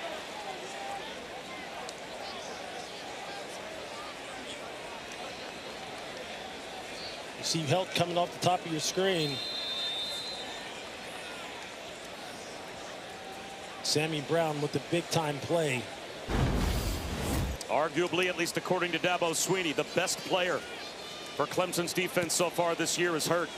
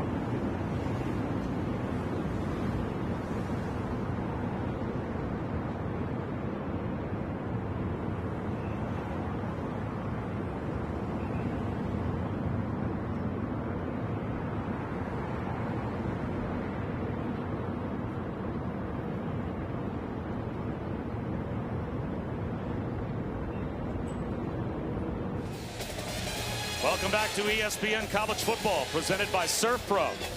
Bob Wischusen, Louis Riddick, and Chris Budden. Will Helt able to walk off the field, so that was good news for the Clemson defense. And boy, what a job Clemson just did defensively. A 3-and-out after the turnover.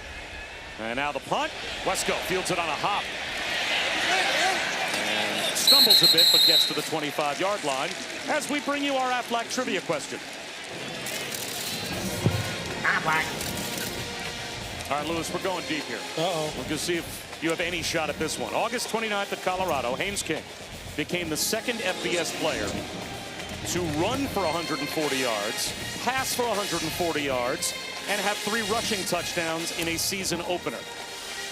Who's the other player to do it since 2000? Well, we only have 25 years. Yeah, exactly. Just scan your memory bank of all openers.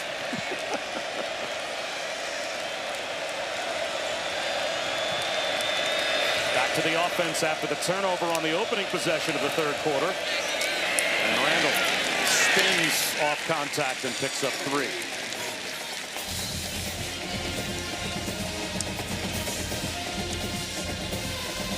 Clemson just go back to work. They had a nice drive to start the second half. Move the football down the field methodically. It's just a great play. Sometimes defenses, they just beat you on the play. Omar Daniels making a spectacular interception. But again, if you're Cade Klubnik, you got to stay level. Turn the ball over twice now there with the interception and the fumble, but just keep working at it. And if you're Georgia Tech, you got to come up with another shot. Continue to keep the pressure on Clemson's offense. They try to pressure Klubnik here. He stands in and delivers to Wesco. Catch and run down the sideline. Wesco stays in bounds. Touchdown.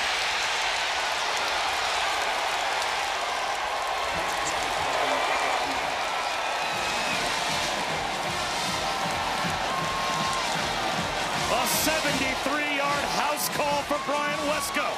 And boy, did Klubnik, knowing he was going to get clobbered, deliver a perfect strike. Just playing a little zone coverage. You're going to see Brian Wesco just run that intermediate crosser. You see the secondary for Georgia Tech trying to pass it off, trying to alert that he's coming over. No one picks him up on the second level, and then he just turns it upfield along the sideline. He is the big play guy. Without Antonio Williams, he's the go-to. And there you see why. And Clemson has the lead.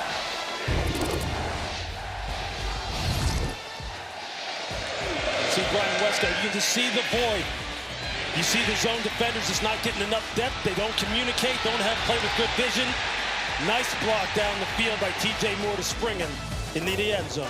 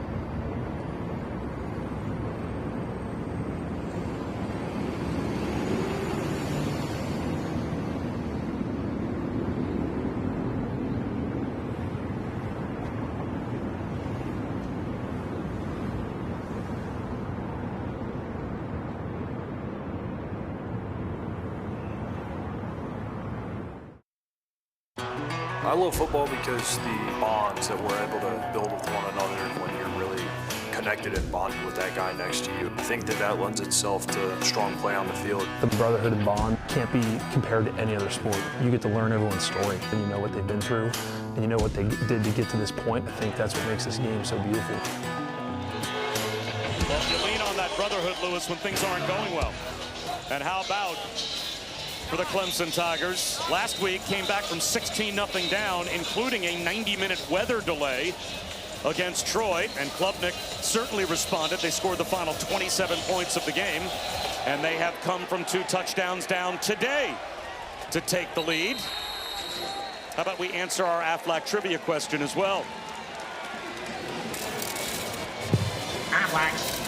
All right, Lewis, we'll put you out of your misery. On August 29th, Haynes King became just the 2nd FBS player since 2000 with 140 yards on the ground, through the air, and 3 rushing touchdowns in an opener.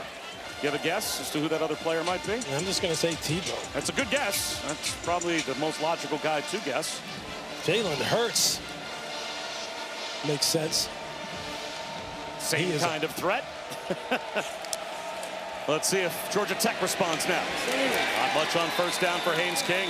Let's go to Chris. A frustrated offensive coaching staff for Georgia Tech. Their tight ends coach Nathan Brock looked at a bunch of players and said, held up an iPad, said, there's nothing I can show you on here that you don't already know. We knew this was going to be physical. I need you to bow up. Let's see if they do here. Haynes King, batted ball at the line.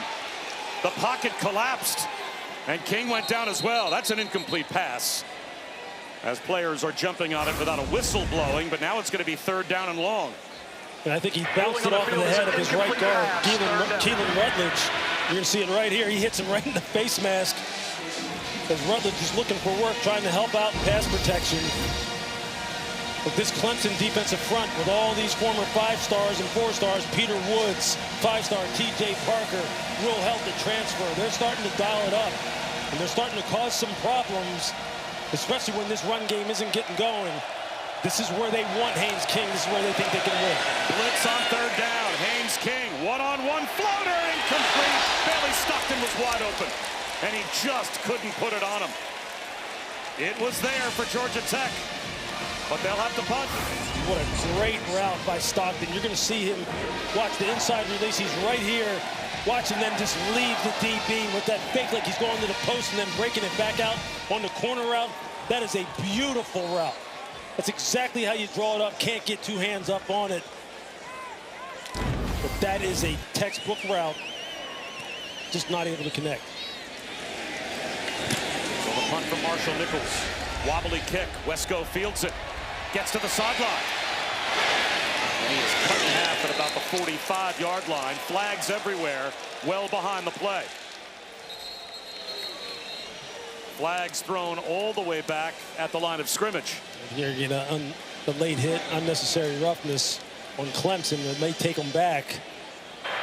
After the play, personal foul, unnecessary roughness, receiving team, number 0. 15-yard penalty, 1st down, timeout on the field. That's a big field position changing call as we approach the midway point of the 3rd quarter. Clemson, though, with the ball and the lead.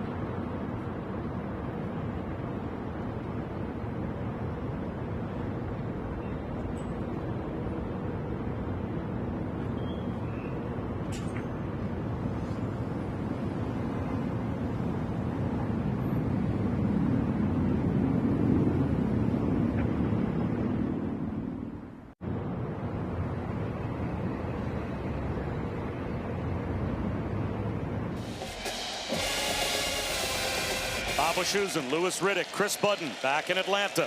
Clemson has the lead. Cade Klubnik with a touchdown pass of 73 yards, the catch and run by Bryant Wesco on the last Clemson possession to give them the 14-13 advantage, and now they've got it back at their own 30-yard line, and all the momentum right now belongs to Clemson. Klubnik hit as he throws, incomplete. Blitz came off the edge, and Amari Harvey got home and affected Klubnik. It's a good thing he did, because the tight end was releasing scot-free down the seam. Josh Sapp, this was going to be a huge play, maybe a house call, maybe a touchdown. That's a nice job of Amari Harvey affecting the throw just enough. Clemson may have had it dialed up another big play. Again, Georgia Tech shows blitz. The toss to the near side. A couple of yards at best for Randall. There's E.J. Lightsey to make the stop.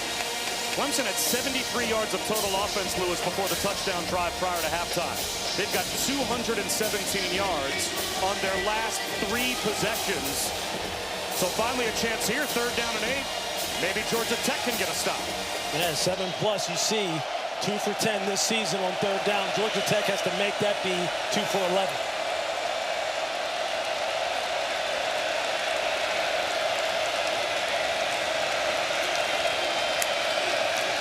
Four-man rush on 3rd and 8. Floater over the middle, almost intercepted. Boy, a chance for Clayton Powell to potentially run under that one as Tyler Brown was airmailed by Klubnik. It'll be a 3-and-out for Clemson. Yeah, this is an interesting situation.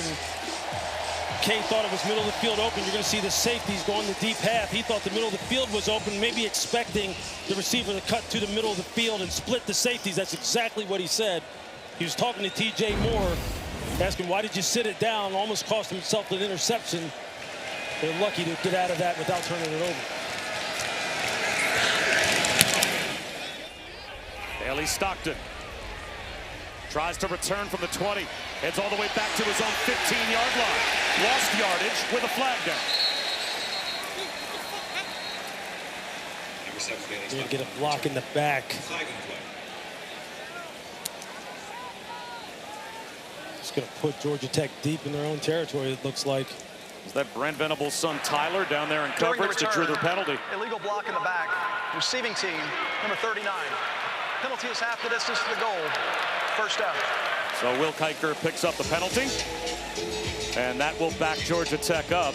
And right now, it's kind of a metaphor for this game, Lewis. They seem to be on their heels. They led 13-0. Touchdown before halftime, and now a 3rd quarter touchdown as well for the Tigers. As much as they have become stagnant on offense, they're still in this game, a 1-score game, and there you see it. You just got to pull off in that situation, knowing there's no way you can execute a legal block. Just let the punt returner get down and then just start the offensive series. Now you're backed up deep in your own territory on the -9 against a defense that has really started rushing the passer and dialing in on this Tech offense. Haynes King, quarterback keeper, fighting for yardage. A hard-working 6 yards on 1st down. Well, coming into today, Georgia Tech had a top 10 rush offense in America, and you pointed it out after their last drive. It's a different story today trying to run the football against this defense. Yeah, they barely had 50 yards in total rushing yardage. They've been throwing the football effectively, but this defense, the more and more you play against an offense like this during the course of the game, the more you become dialed in. Georgia Tech's got to get something going. That's a good pickup on 1st down. Cutting upfield, Eric Rivers. He's got the 1st down.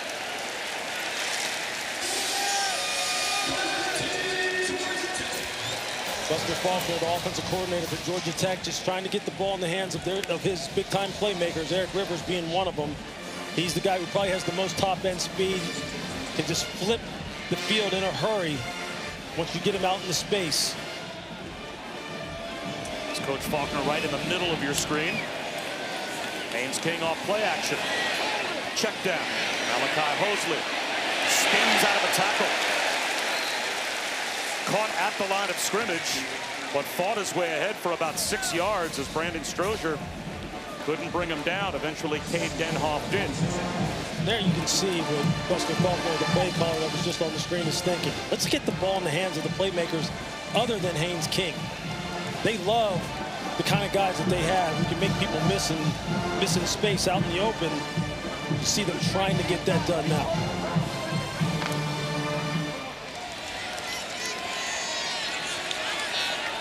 Second and 4, you'll take this all day long if you're Georgia Tech. James King. Now it will be 3rd down and 2. Jeremiah Alexander made the stop.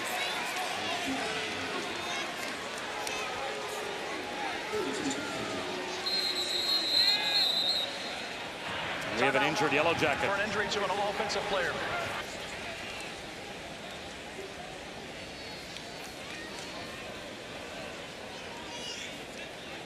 Let's take a look at our college football headlines presented by Twisted Tea. Again, we've got the rivalry game between Pitt and West Virginia coming up next here on ESPN. Neyland will be rocking at 3:30 on ABC for Georgia, Tennessee, and Death Valley the same tonight as the Gators take on LSU, the 55th meeting between Georgia and Tennessee. Georgia leads the all-time series by 6, 29-23-2, and they have won 13 of the last 15 head-to-head. And as far as Florida and LSU is concerned, LSU has won 5 of the last 6, and boy, do the Gators have a chance tonight, if they can win, Lewis, to flip their season after losing last week. Yeah, it'd be a gigantic win for the Florida Gators, going up against an LSU team that we saw in week 1 against this Clemson football team look as good as any team in the country. And those are just 2 big-time matchups against between storied programs. Both of those must-see TV this afternoon and tonight. That's Tana Alo Tupuola that had to come off the field with the injury. He and Harrison Moore share the responsibilities at center as they roll different offensive line combinations. Does Georgia Tech, now a bit limited without one of those regular players, and now it's 3rd down and 2. Haynes King, 1st down.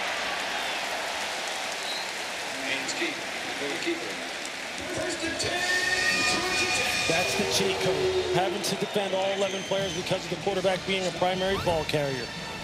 Real good blocking at the point of attack. Who do they go behind? Keelan Rutledge, number 77, the right guard. When they need it, that's where they're going. When they need it, number 10 is going to have the ball in his hand.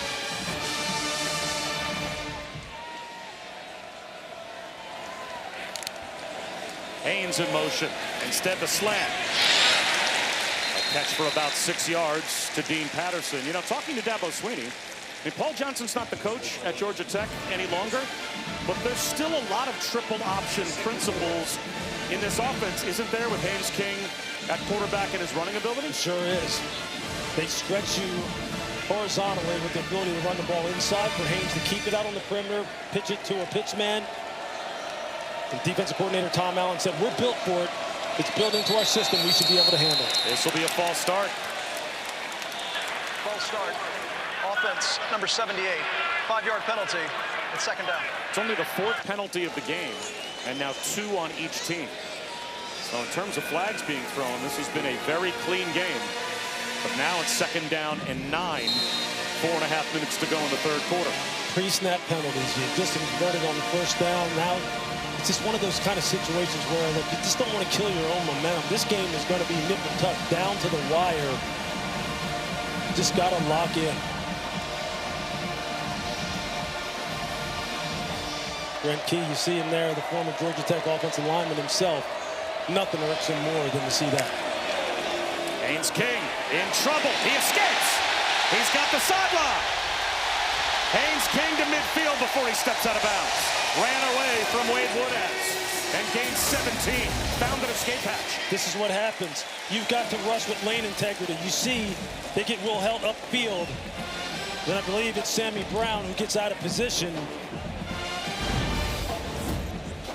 And if you don't have lane integrity against this young man, that's the result. They fake the toss. Incomplete. Out of the reach of Eric Rivers.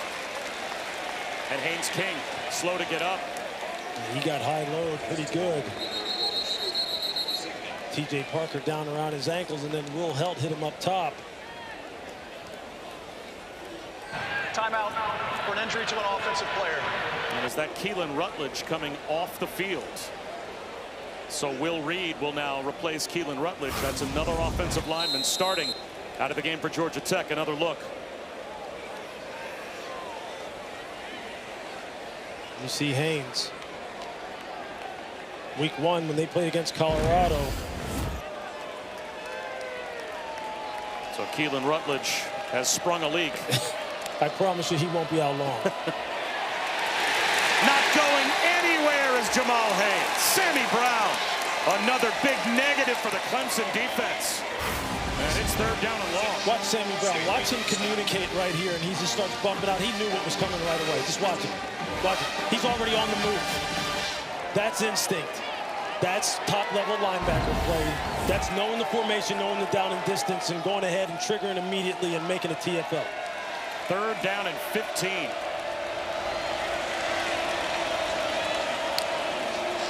Three-man rush. Still puts pressure on the quarterback. Haynes King on the run. He's going to try to do it himself. Hit from behind. Just short of the 1st down.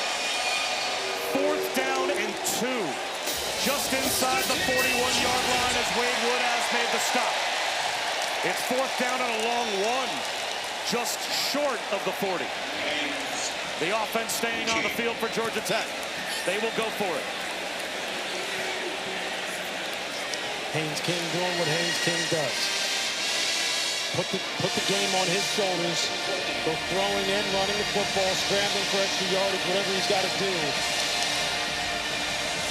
They have a lot of momentum going right now. A nice drive going. If you're Clemson, you got to be on top of the details here. Play clock at 5. Timeout called by Brent Key. Took a long time for them to substitute. Georgia Tech. And then get out of the huddle. And it didn't seem seconds. to be like the players on the field had recognition of the play clock. And the head coach did. So he calls timeout before a crucial 4th down and about 1.5 yards. As soon as we're done, the backyard brawl, Eli Holstein and Pitt will take on West Virginia. Rivalries, man.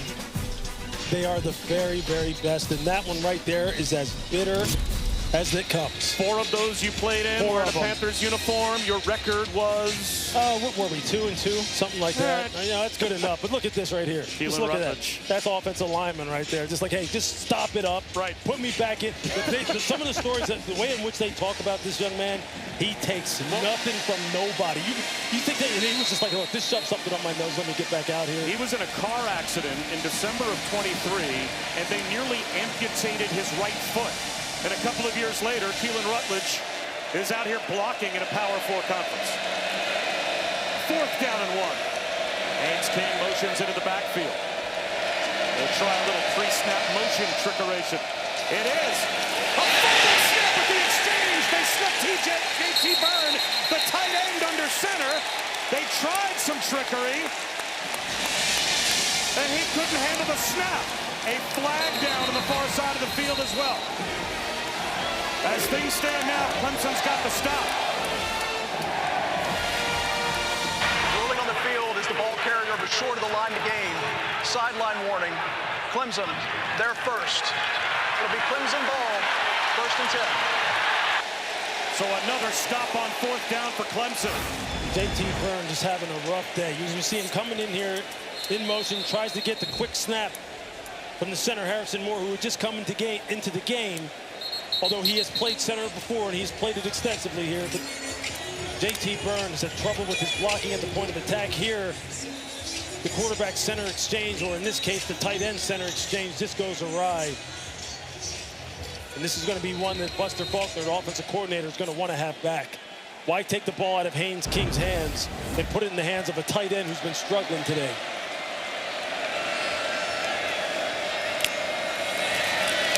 Klubnik back to work. Tipped ball is complete. Now, certainly can make the argument that when the game is on the line and a 4th down and 1 in plus territory is about as determinative a play as there could be, you want the ball in the hands of at least one of your best players. No doubt. And Georgia Tech did not go that route on that last call. Yeah, look, in the course of the game, every coach has calls he wants back. Buster's going to want that one back. Can Klubnik take advantage and stretch the Clemson lead? Great field position, but 2nd and 10. Quarterback draw.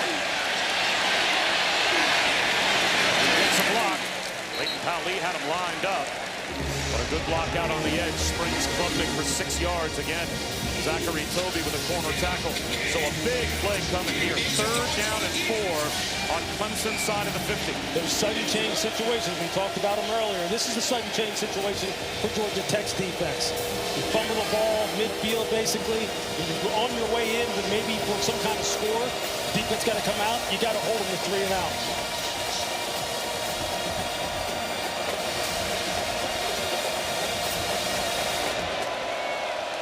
Wesco has been the guy when they've got to have it going to football. He's number 12, top of the screen. Yellow Jackets bring a blitz. And there is an incompletion to the far side through the hands of Wesco. Boy, you called his number. They dialed him up, and it went right through his hands. And this got to be a catch. It's got to be a catch. He's been making big plays all game long. Brian Wesco just drops the ball. He just takes his eyes off of it. You see there, he sees the corner driving on him, or he sees Amari Harp, or I think it may have been Clayton Powell-Lee who was driving hard on him. That was it, number 5. He was already thinking about making a move, turning back inside, maybe springing another big one. This doesn't finish the catch. So after a downs stop by the Clemson defense, the Georgia Tech defense forces a 3 and out. And over end punt, Bailey Stockton, fair catch at his own 10-yard line. Kick off your Week 2 NFL Sunday with the Countdown Crew on ESPN before the Eagles-Chiefs Super Bowl rematch. Saquon Barkley one-on-one with Marty Smith. And this week, we've got a Monday Night Football doubleheader. Bucs-Texans at a special start time of 7 Eastern on ESPN, ABC and ESPN Deportes, and then Chargers-Raiders. ESPN and ESPN Deportes will follow. Both games available on the all-new ESPN app. Lou, you are headed out west to call this one, Chargers-Raiders Monday night. Yeah, this is a big-time AFC West matchup. Jim Harbaugh's an absolute treat. Pete Carroll been a winner everywhere he's been. When you hear that Monday night music, man, you just get goosebumps. You know it's a big-time stage. That'll be a big-time game. Haynes King, straight quarterback run for a yard. And this will take us inside of 1 minute remaining in the 3rd quarter. Tackle made by DeMonte Capehart.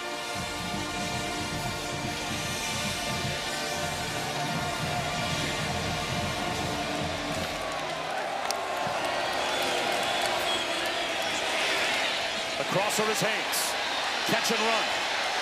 He was once a wide receiver, changed to running back, but it's nice to go home once in a while to what you do best. And Jamal Haynes picks up 10 and a 1st down. That's an unbelievable individual effort by Jamal Haynes, going up against one of the best athletes on Clemson's roster, Sammy Brown, the linebacker.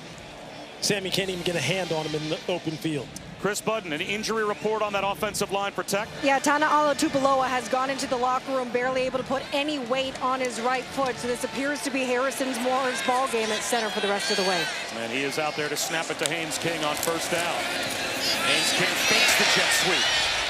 Weaves his way through tacklers for a Georgia Tech 1st down for what should be the final play of the quarter. That long galloping style of Haynes King. Brent Key talked to us about it. Said he's just a strider. He just kind of doesn't look pretty all the time doing it. But the dude is a baller, and that's a big-time response by this offense so far. 1 point game as we head to the 4th.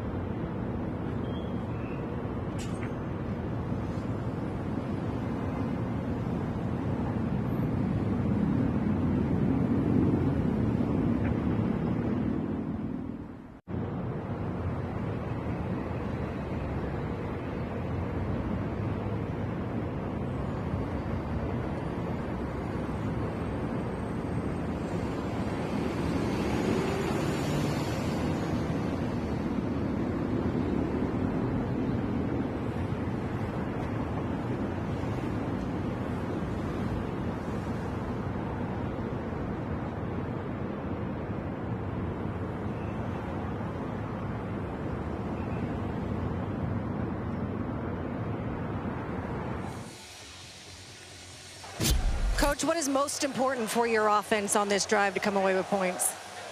Well, we got to be able to sustain blocks. We got to be able to finish. But this type of game we knew it was going to be. It's what everybody knew it was going to be. It's the game we love being in. Got to get one more point than them. Appreciate it. Well, right now, Georgia Tech's got one less point as we start the fourth quarter, but they've got a first down. And they'll run it with Jamal Haynes, and he may have picked up a yard, as Haynes King is now in the top 5 in passing yards all time at Georgia Tech. But it's the ground game that they lean on, Lewis, more than anything. It is. Again, coming into this game, averaging over 240 yards rushing per game, although small sample size, only 2 weeks. That's what they pride themselves on. That's what they're built for. They have got playmakers on the perimeter, and you've already seen flashes of them.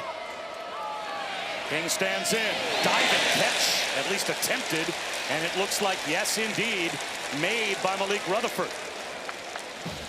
to make it 3rd down and 4. See Rutherford, Haynes with the off-target throw, but Rutherford makes a heck of a grab. Timing route outside, first down. We haven't called Isaiah Canyon's number much since the first half, but that's a big 3rd down reception for 9 yards. That's a big 3rd down reception by a big boy. You see him out there battling with 6'2", 200-pound Ashton Hampton from Clemson. That right there, that's NFL body on NFL body out there, and he ran a little comeback, pushed off a little to get some separation. Haynes zips it out there to him. You just love seeing football like that. Elite athletes going one-on-one. Big first down pickup.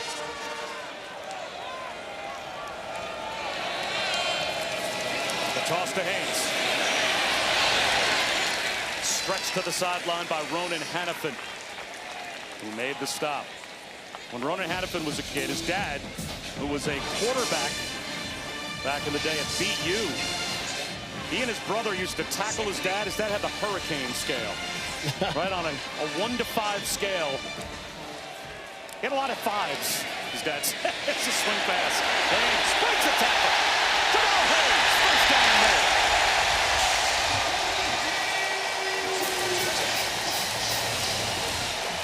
That's just so good. Haynes King sees. There it is, playing front and coverage, rushing with 4, covering with 7, playing a cover 2 type look. Actually playing what they call a 3 cloud. He just dumps it off to the running back and lets him make a defender miss, and then takes it upfield. Haynes King calls his own number. Pounds his way down into the red zone. 2.5 minutes gone by, fourth quarter. Shelton Lewis made the stop. Now, I know in the program, Haynes King is listed at 6'3", 215. When you stand down on the field next to him like we did yesterday and talk to him, he doesn't look 215. He's a very wiry, thin, long individual. He plays the game like he weighs 225. Just unbelievable competitive toughness to run that ball between the tackles like he does. And now Malachi Hosley joins Jamal Haynes in the backfield. The handoff to Hosley inside the 10-yard line. First down. Check out Jamal Haynes. And he's down to the 8-yard line to make it 1st and goal. Malachi Hosley getting out on the perimeter and just blocking Ronan Hannafin and getting pushed at the point of attack. A lot of selfless individuals on this Georgia Tech football team. High character football guys who play for one another. You're seeing it now on this long, grueling drive. Bunch set left now with Malachi Hosley going in motion. Haynes King fakes the toss. He's at the 5, stumbles. He had a lane to the end zone and couldn't get to the goal line. It'll be 2nd down and goal at about the 2. Got to have it where they run it, Bob. Right side of the offensive line. Rutledge and Carney, 77 and 72. That's where they're going. Quick update from Chris Button. Jamal Haynes back in there after taking off a play where he had to go to his knee and suck down oxygen out of a bottle. And now he runs back out. Malachi Hosley heads to the sideline. 2nd and goal.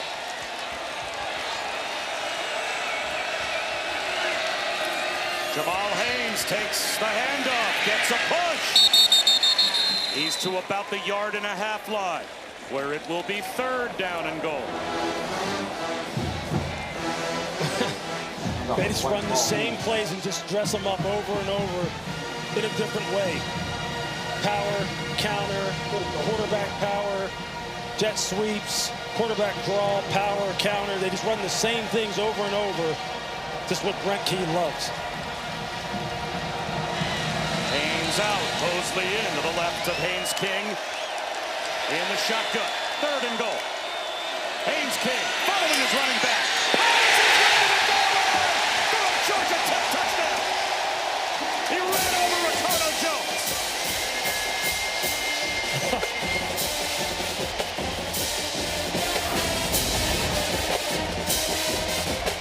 Look at that collision. That's a quarterback against the safety. As a former safety, that's the last thing you want to happen to you. And now with a 5-point lead, as you would expect, it's go for dose time. Brought to you by Dos Equis. So Georgia Tech will go for 2 as they will try and stretch the lead to a full 7.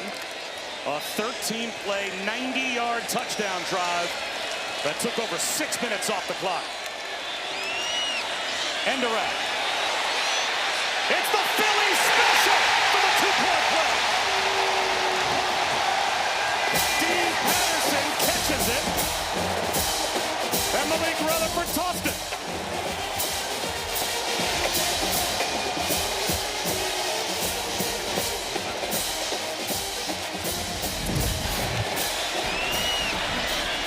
Nice play call by Buster Butler. Sometimes it is okay to get cute, especially when you execute in a big moment. He won't want that one back. Not at all.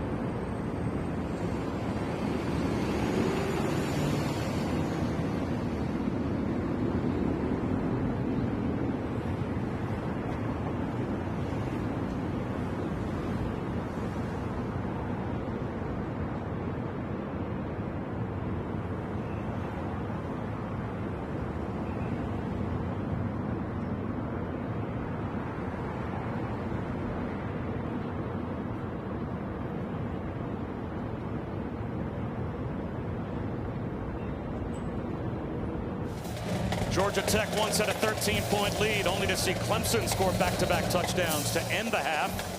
And then in the third quarter, Clemson was up by 1. Now an 8-point trip for the Yellow Jackets. And they lead by 7. What a game between Clemson and Georgia Tech. 10 minutes to go.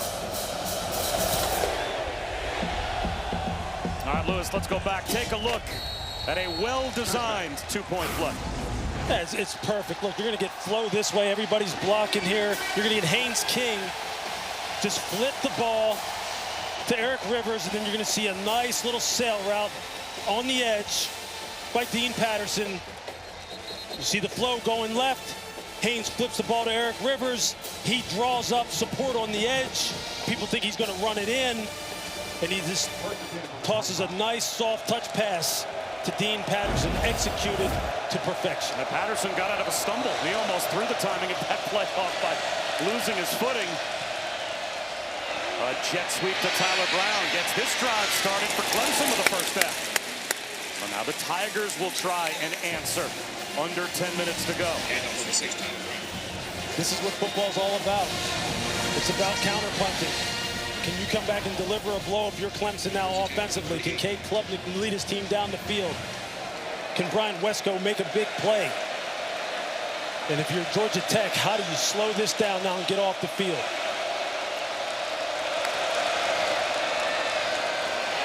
Adam Randall.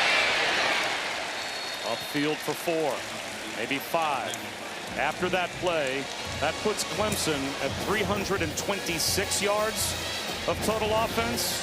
Georgia Tech has 320 yards of total offense. So the two teams separated right now by 6 yards and 7 points on the scoreboard.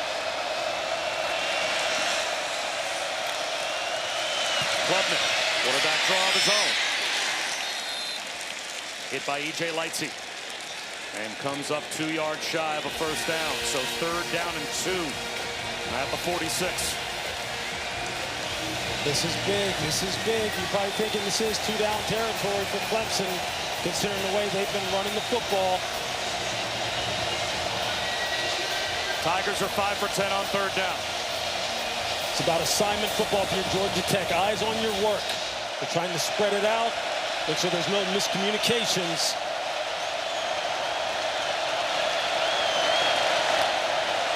Klubnik to throw. He'll run it up the middle. No one home. He's loose. And that's a nice open field one-on-one tackle by Clayton Powell-Lee. Or it might have been another 20-25 yards for Klubnik. It sure was. This opens up perfectly. You see they're in man-to-man coverage. And you see the block at the point of attack by Adam Randall, and Clayton Powell-Lee makes a nice open field tackle. Wide receiver screen. Cole Turner. Down to the 36-yard line of Georgia Tech. He's got 5. See Clemson cool, calm, and collected. Just methodically trying to march the ball down the field. This is the kind of situation where Dabo, as you see on your screen, needs to trust his quarterback. Quarterback has to deliver. Take care of the football, make clean reads. Don't put the ball in harm's way. Let your playmakers do the work.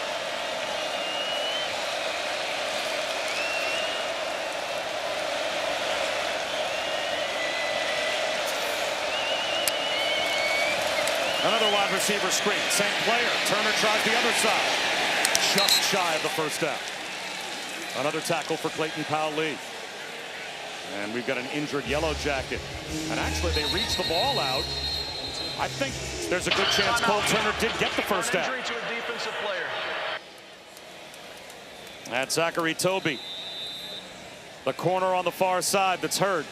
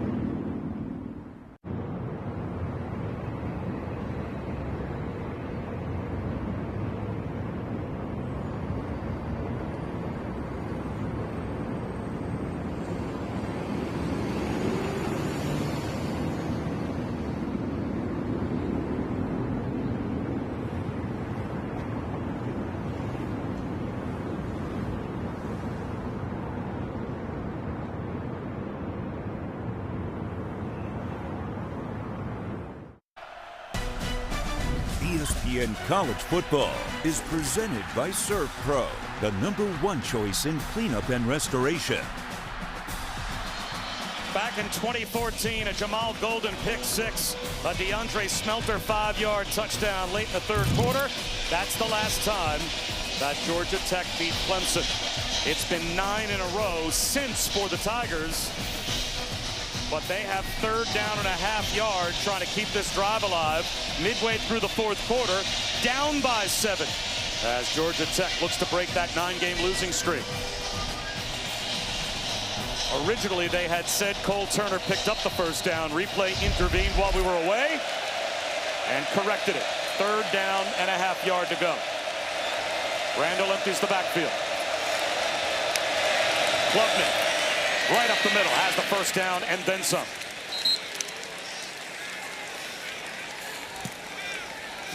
How about the competitive toughness of both of these quarterbacks? Haynes King for Georgia Tech, Cade Klubnik just calling a quarterback power in that situation, knowing he's going to take some big hits in there, running into the teeth of the defense. No problem. Whatever I need to do. Coming into today, Clemson was 32% on the season on 3rd down, 101st in the country. But they're 7 for 12 today, and they get another one to keep the drive alive. Klubnik, again, a willing runner. An ankle tackle made at about the 25-yard line by Powell-Lee. Down to 6 minutes to go. That's just a lot of confidence that Garrett Riley, the play caller for Clemson, the offensive coordinator, is showing in Cade Klubnik. Putting the ball in the hands of his quarterback. To make good decisions, protect the football, you're carrying the fortunes of the entire football team in your hands at the most crucial moments of the game.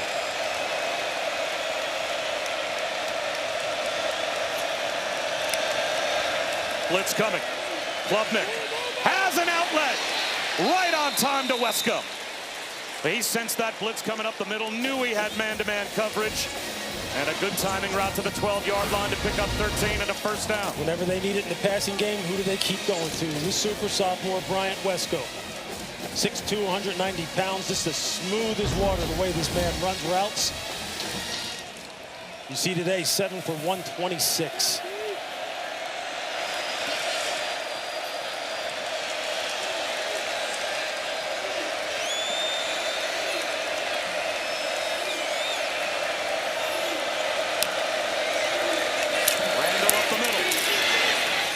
His way to the 5-yard line. 2nd and 3 at the 5. E.J. Lightsey made the stop, but that's a 7-yard gain.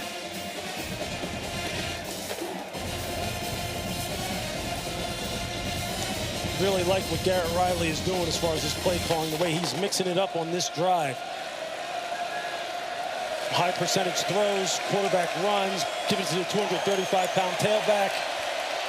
Nice diversity, complimentary football. Quarterback run. Klubnik touchdown right about at the 5-yard line.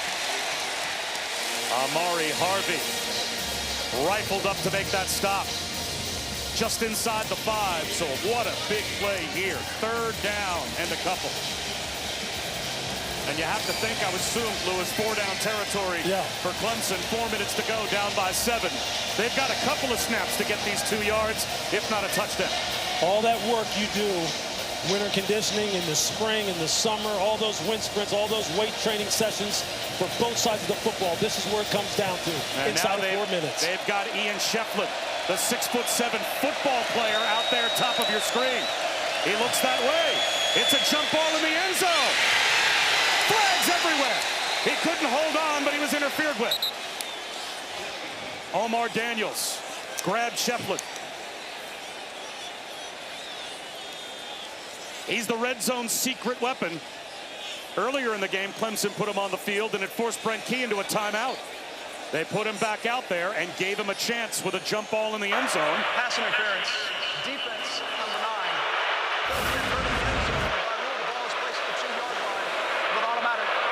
That's a tough cover for Omar Daniels. It sure is. Just playing basketball, literally, in the end zone, just trying to box him out and get the rebound. As a defender, really the only thing you can do against a guy that big is to play him to try and front him, get underneath him, and play his eyes and hands and make them try and loft the football. He'll just block you out like the sun. First and goal at the 2 after the penalty. Klubnik rolls out, looking end zone. Back in the end zone, finds a crosser, and that's Josh Sapp. Toe tap, touchdown. Great eyes by Klubnik, looking back to his left, and we're a point after away from a tie. Timeout for an injury to a defensive player.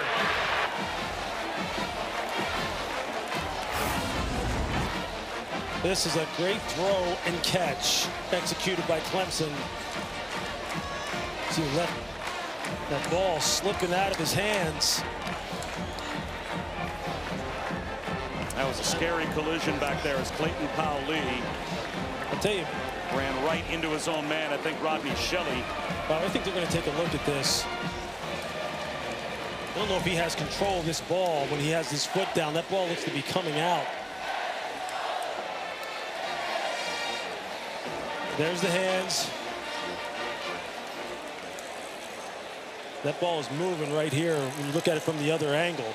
And I think you're right. The Collaborative Replay Center is going to take a look, and we can listen in. This is replay. Stop the game. Stop the game. Reviewing the score. Reviewing the catch. The ruling on the field of a touchdown is under further review.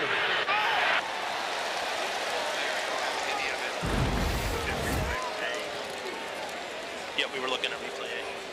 I mean, he has it through the ground, so I'm not worried about that. No. It's this action that he's fiddling with the ball. I'm looking at program A. Hey Todd. B. Yes, hey Adam. This is Adam. The ruling on the field is a touchdown. Yeah, I'm gonna show you 2 shots. I'm gonna show you the handheld. This is the handheld right here, and you can see he's got a body part down, but his ball is pinned against his lower leg right there with the tops of his hands. Keep going. And then he's out there, right? And then he's still fuddling with that ball. Okay, on that shot right there. And then he gets control, but he's clearly out. Do you see a loss of control with a foot in the white? I don't think he has control there. I agree with you. And you can see this, that we don't believe he has control at all. By the time he has control, he's out of bounds. Yeah, he's way out. Hey, take a look at high end zone real quick. High end zone, all right. Not C. Go to multi. No. Go to A. High end zone. And we lose the ball. Lose the ball there. Guys, I've got enough on that sideline shot to show no control, incomplete pass. I would agree. Okay, so after further review, the pass was incomplete. It's going to be second down at the 2-yard line of the left hash. Yes, Clock is good. Second and goal at the 2. Yes. Okay, thank you. Thank you. All right, thanks. I say this as someone who's called this game for about 3 hours. That's better than anything I ever said. That game-changing call and the peek behind the curtain, going to the operations center for the ACC, and you hear everyone arrive at a collective decision that your eyes, Lewis, told you thought it was an incomplete pass. That's better than anything I do all day. Yeah, that's pretty good by the replay center. Just walking you through that, how they go through their decision-making process, what they look at for evidence.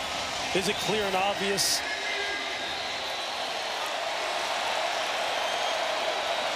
So it is an incomplete pass, and it's second down and goal now at the 2-yard line, without Clayton Powell-Lee on the field because of the injury. They'll run it straight ahead. Make no mistake, this is a touchdown. Adam Randall. And now we are indeed once again a point after away from a tie.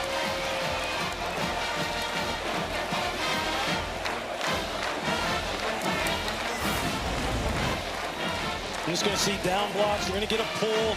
Randall just takes it north and south, right through the A-gap.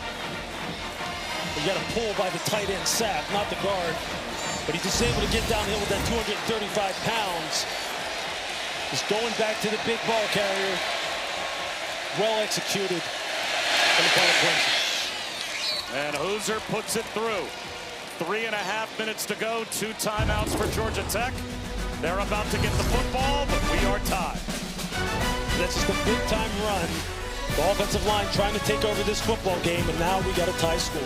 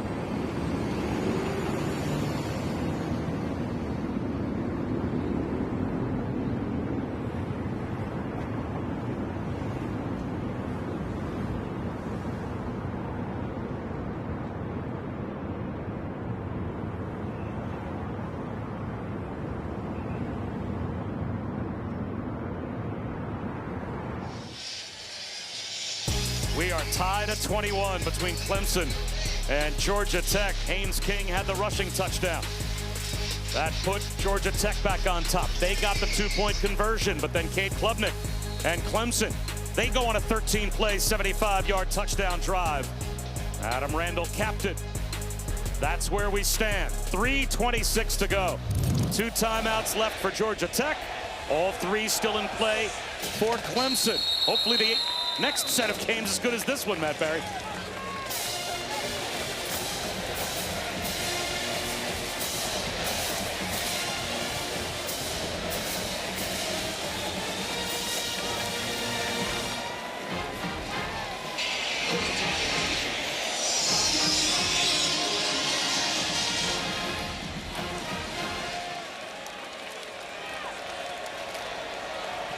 Well, Lewis, it is now in the hands of Haynes King. Yeah, this is his time. This is where he can build his legend. Throwing it, running it, just taking care of the football, see what he can get done. And he'll start with his own run and runs into a wall of purple. No gain on first down. Look, I think if you're Clemson, and this defense led by defensive coordinator Tom Allen, now's the time to be on top of the details as far as the run game, reading your keys. Don't let somebody sneak behind you on the third level in the secondary. Let the front do their part. Let the secondary do their job. Everyone just do your job. When you don't, that's how you lose games. Haynes King, as you can see, has been clutch. Clutch on opening night in Colorado. Slant, caught. Very close to a first down. Rutherford spins out to the 34-yard line. 3rd down and 1. And now on the far side of the field, Avion Terrell is there.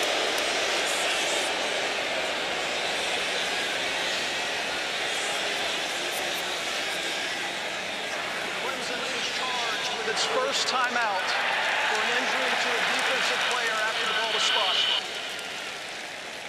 So Clemson loses a timeout because of the Avion Terrell injury. That's also not a player you want off the field if you're Clemson, so I don't think this is a faked injury. Let's see. Yeah, he's calling. He wants to get off the field. Yeah, he sure is. Although I will say this, he got up pretty quickly. He's off the sideline already now. You hear the fans who aren't very happy about it, but you're right. Early on in the down, he was calling for someone to come in for him. I guess he's probably thinking, if I don't go down, we're not going to have time to sub for me before they snap the ball on 3rd down and 1. So after the ball is spotted, ready for play, if a player is injured after that, a team can be charged to timeout. 2 timeouts remaining. 2 timeouts. So both teams now with 2 timeouts left. Now they got Jaden Lucas in the ball game, number 10, replaces Terrell. They're going to throw the football. Do they target him? Do they try and protect him defensively, make sure they have help over the top? What's the plan? The plan is quarterback run. There goes Haynes King, 1st down and more. That's a pretty good plan. Now, if you're Georgia Tech with 2 timeouts, do you let the clock go down to the 2-minute timeout? When at this point you're thinking field goal range? It looks like they might. They're not in a hurry. You see the coaching staff telling them to just let the game clock wind down. Aiden Burr's career long last year against Virginia Tech, a 51-yarder. So if they can get to the 35-yard line or so, they feel like they are within Aiden Burr's range. Georgia Tech will try and do just that when we come back with 2 minutes to go.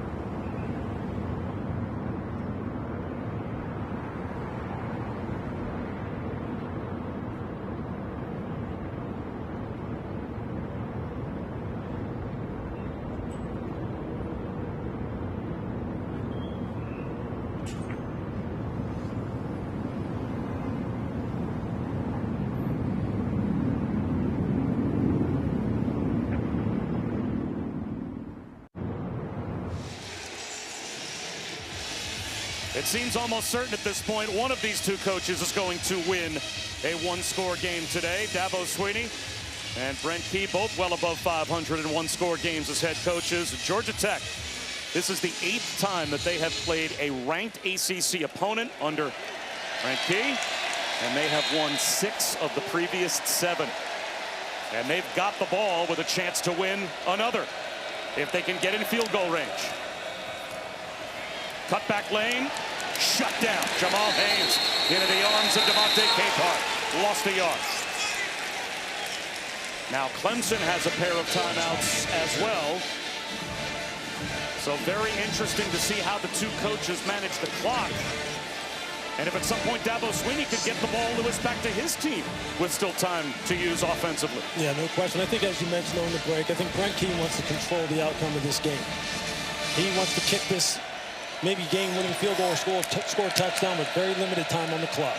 And they are milking the clock down. 10 on the play clock, 1 minute and 20 on the game clock. Haynes King looks to the sideline, perfectly timed. Out of bounds. Eric Rivers shoved out by Woodaz. Short of the first down by about 1.5 yards. Haynes King reading middle of the field coverage, knows that he sees a corner bailing on the outside and just gets it to Rivers on the comeback on the outside. That's advanced level quarterback play. He knew exactly where he needed to go with the football. Well executed throw and catch. 3rd down and a little less than 2. Extra tight ends on the field for Georgia Tech.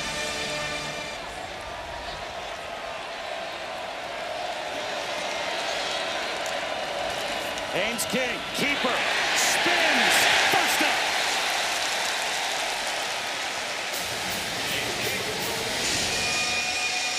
They are 10 yards away from where Brent Key said he's comfortable giving Aaron Byrne a chance.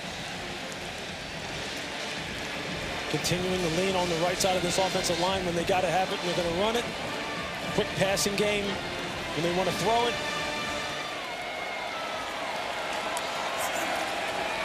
They run it with Hosley. Woodaz wraps him up. Gain of a couple. And finally the whistle blows. Forward progress for 3 yards to the 42-yard line. And now a timeout called by Georgia Tech. 40 seconds to go.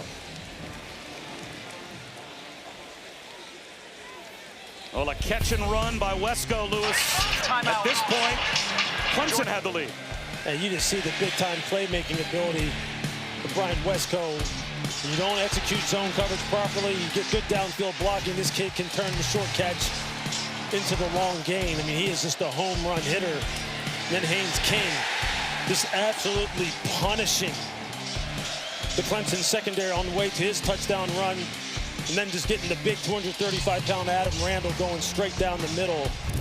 This game has had a little bit of everything. It's had some throwing, had some good tough running. The quarterback's running the football with authority. Some turnovers, sudden change, and now we're right down to the wire. 40 seconds left to go. Can Georgia Tech simply play power football at this point? Can they simply just run Haynes King and Jamal Haynes into field goal range, or at some point does this ball have to go back in the air? Well, we saw them do that to close out the game against Colorado in week 1. I mean, obviously this is a little bit of a different defensive front with Clemson. So I think you still may see them put the ball in the air, especially if they get a favorable look and get the ball out of bounds, easy throw and catch. Malachi Hosley empties the backfield. Eric Rivers in motion. Haynes King fakes the jet sweep. Gets a push inside the 40-yard line. Peter Woods made the stop. 30 seconds to go. It's just so tough. His willingness to slam that ball between the tackles over and over again. And now the final timeout called by Georgia Tech. Timeout. Dabo Swinney was standing next to one of the officials on the far side, was thinking about calling a timeout, but decided not to. So Brent Key does. Aiden Burr. He's a clutch kicker. As much as Haynes King has been a clutch drive maker. And his career-long 51 yards against Virginia Tech last year. Sitting right here, you're looking at about 55, 56.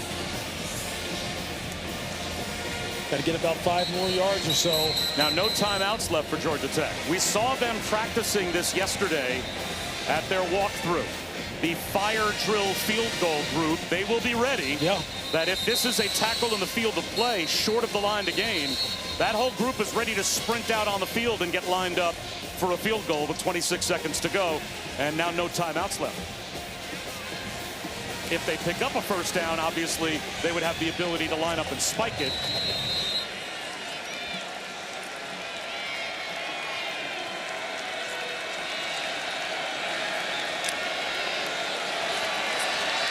Third down and 4.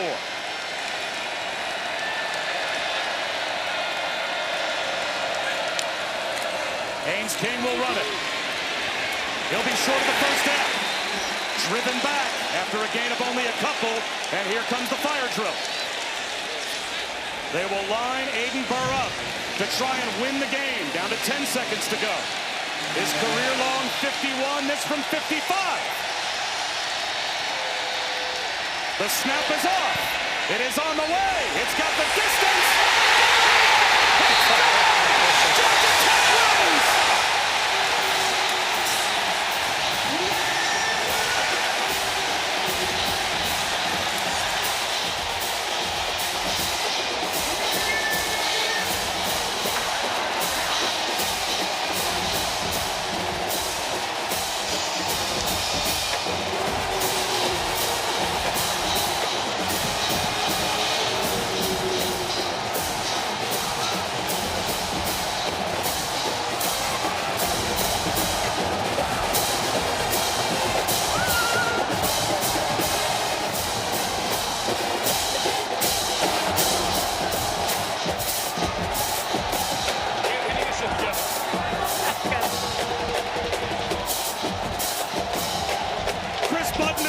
Somewhere.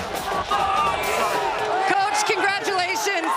Take me first. You were very calm during that field goal. What were the heartbeat rate like? I believe in my players. I believe in my players. We're good. You believe in this kid, too. What's the confidence level like when it's 3:30 to go and the ball's in his hand? I don't know if he's my little brother. He's more closer than a cousin. I love this dude, man. Hey, this ain't our first time doing this now. You mentioned that. We were here last year in a field storming with Miami, but you didn't use the underdog this time. How is this field different than the rest? I mean, honestly, it doesn't. Like, how hard we've worked this offseason, fall camp and all that. I mean, this is just what we expect nowadays. I don't know if you can hear it, but the students around you are chanting King. What does this feel like? I mean, it makes me feel good, but it's not me. It's this whole team. The guys in front, the defense, the guys around me. Like, it's not just a one-man show. It's a whole building. Congratulations, guys. Georgia Tech does it again. Another ranked win for Brent Key as they beat Clemson 24-21. And Lewis, we saw them rehearsing this scenario yesterday at their walkthrough. A fire drill field goal. And a kicker who sneaks it in from 55. You see that thing was going right in the curve back in. Look, Brent Key puts so much emphasis on situational football. He's learned from some of the greats. Coached under Nick Saban at Alabama. And you see Dabo just dropping his headset in disgust. It's what it comes down to at all levels, situational football. They practice these kind of situations. They have been one of the best special teams units in FBS since Brent took over. In all phases, blocking kids, getting timely returns, and now here, game-winning field goals against the number 12 team in the country.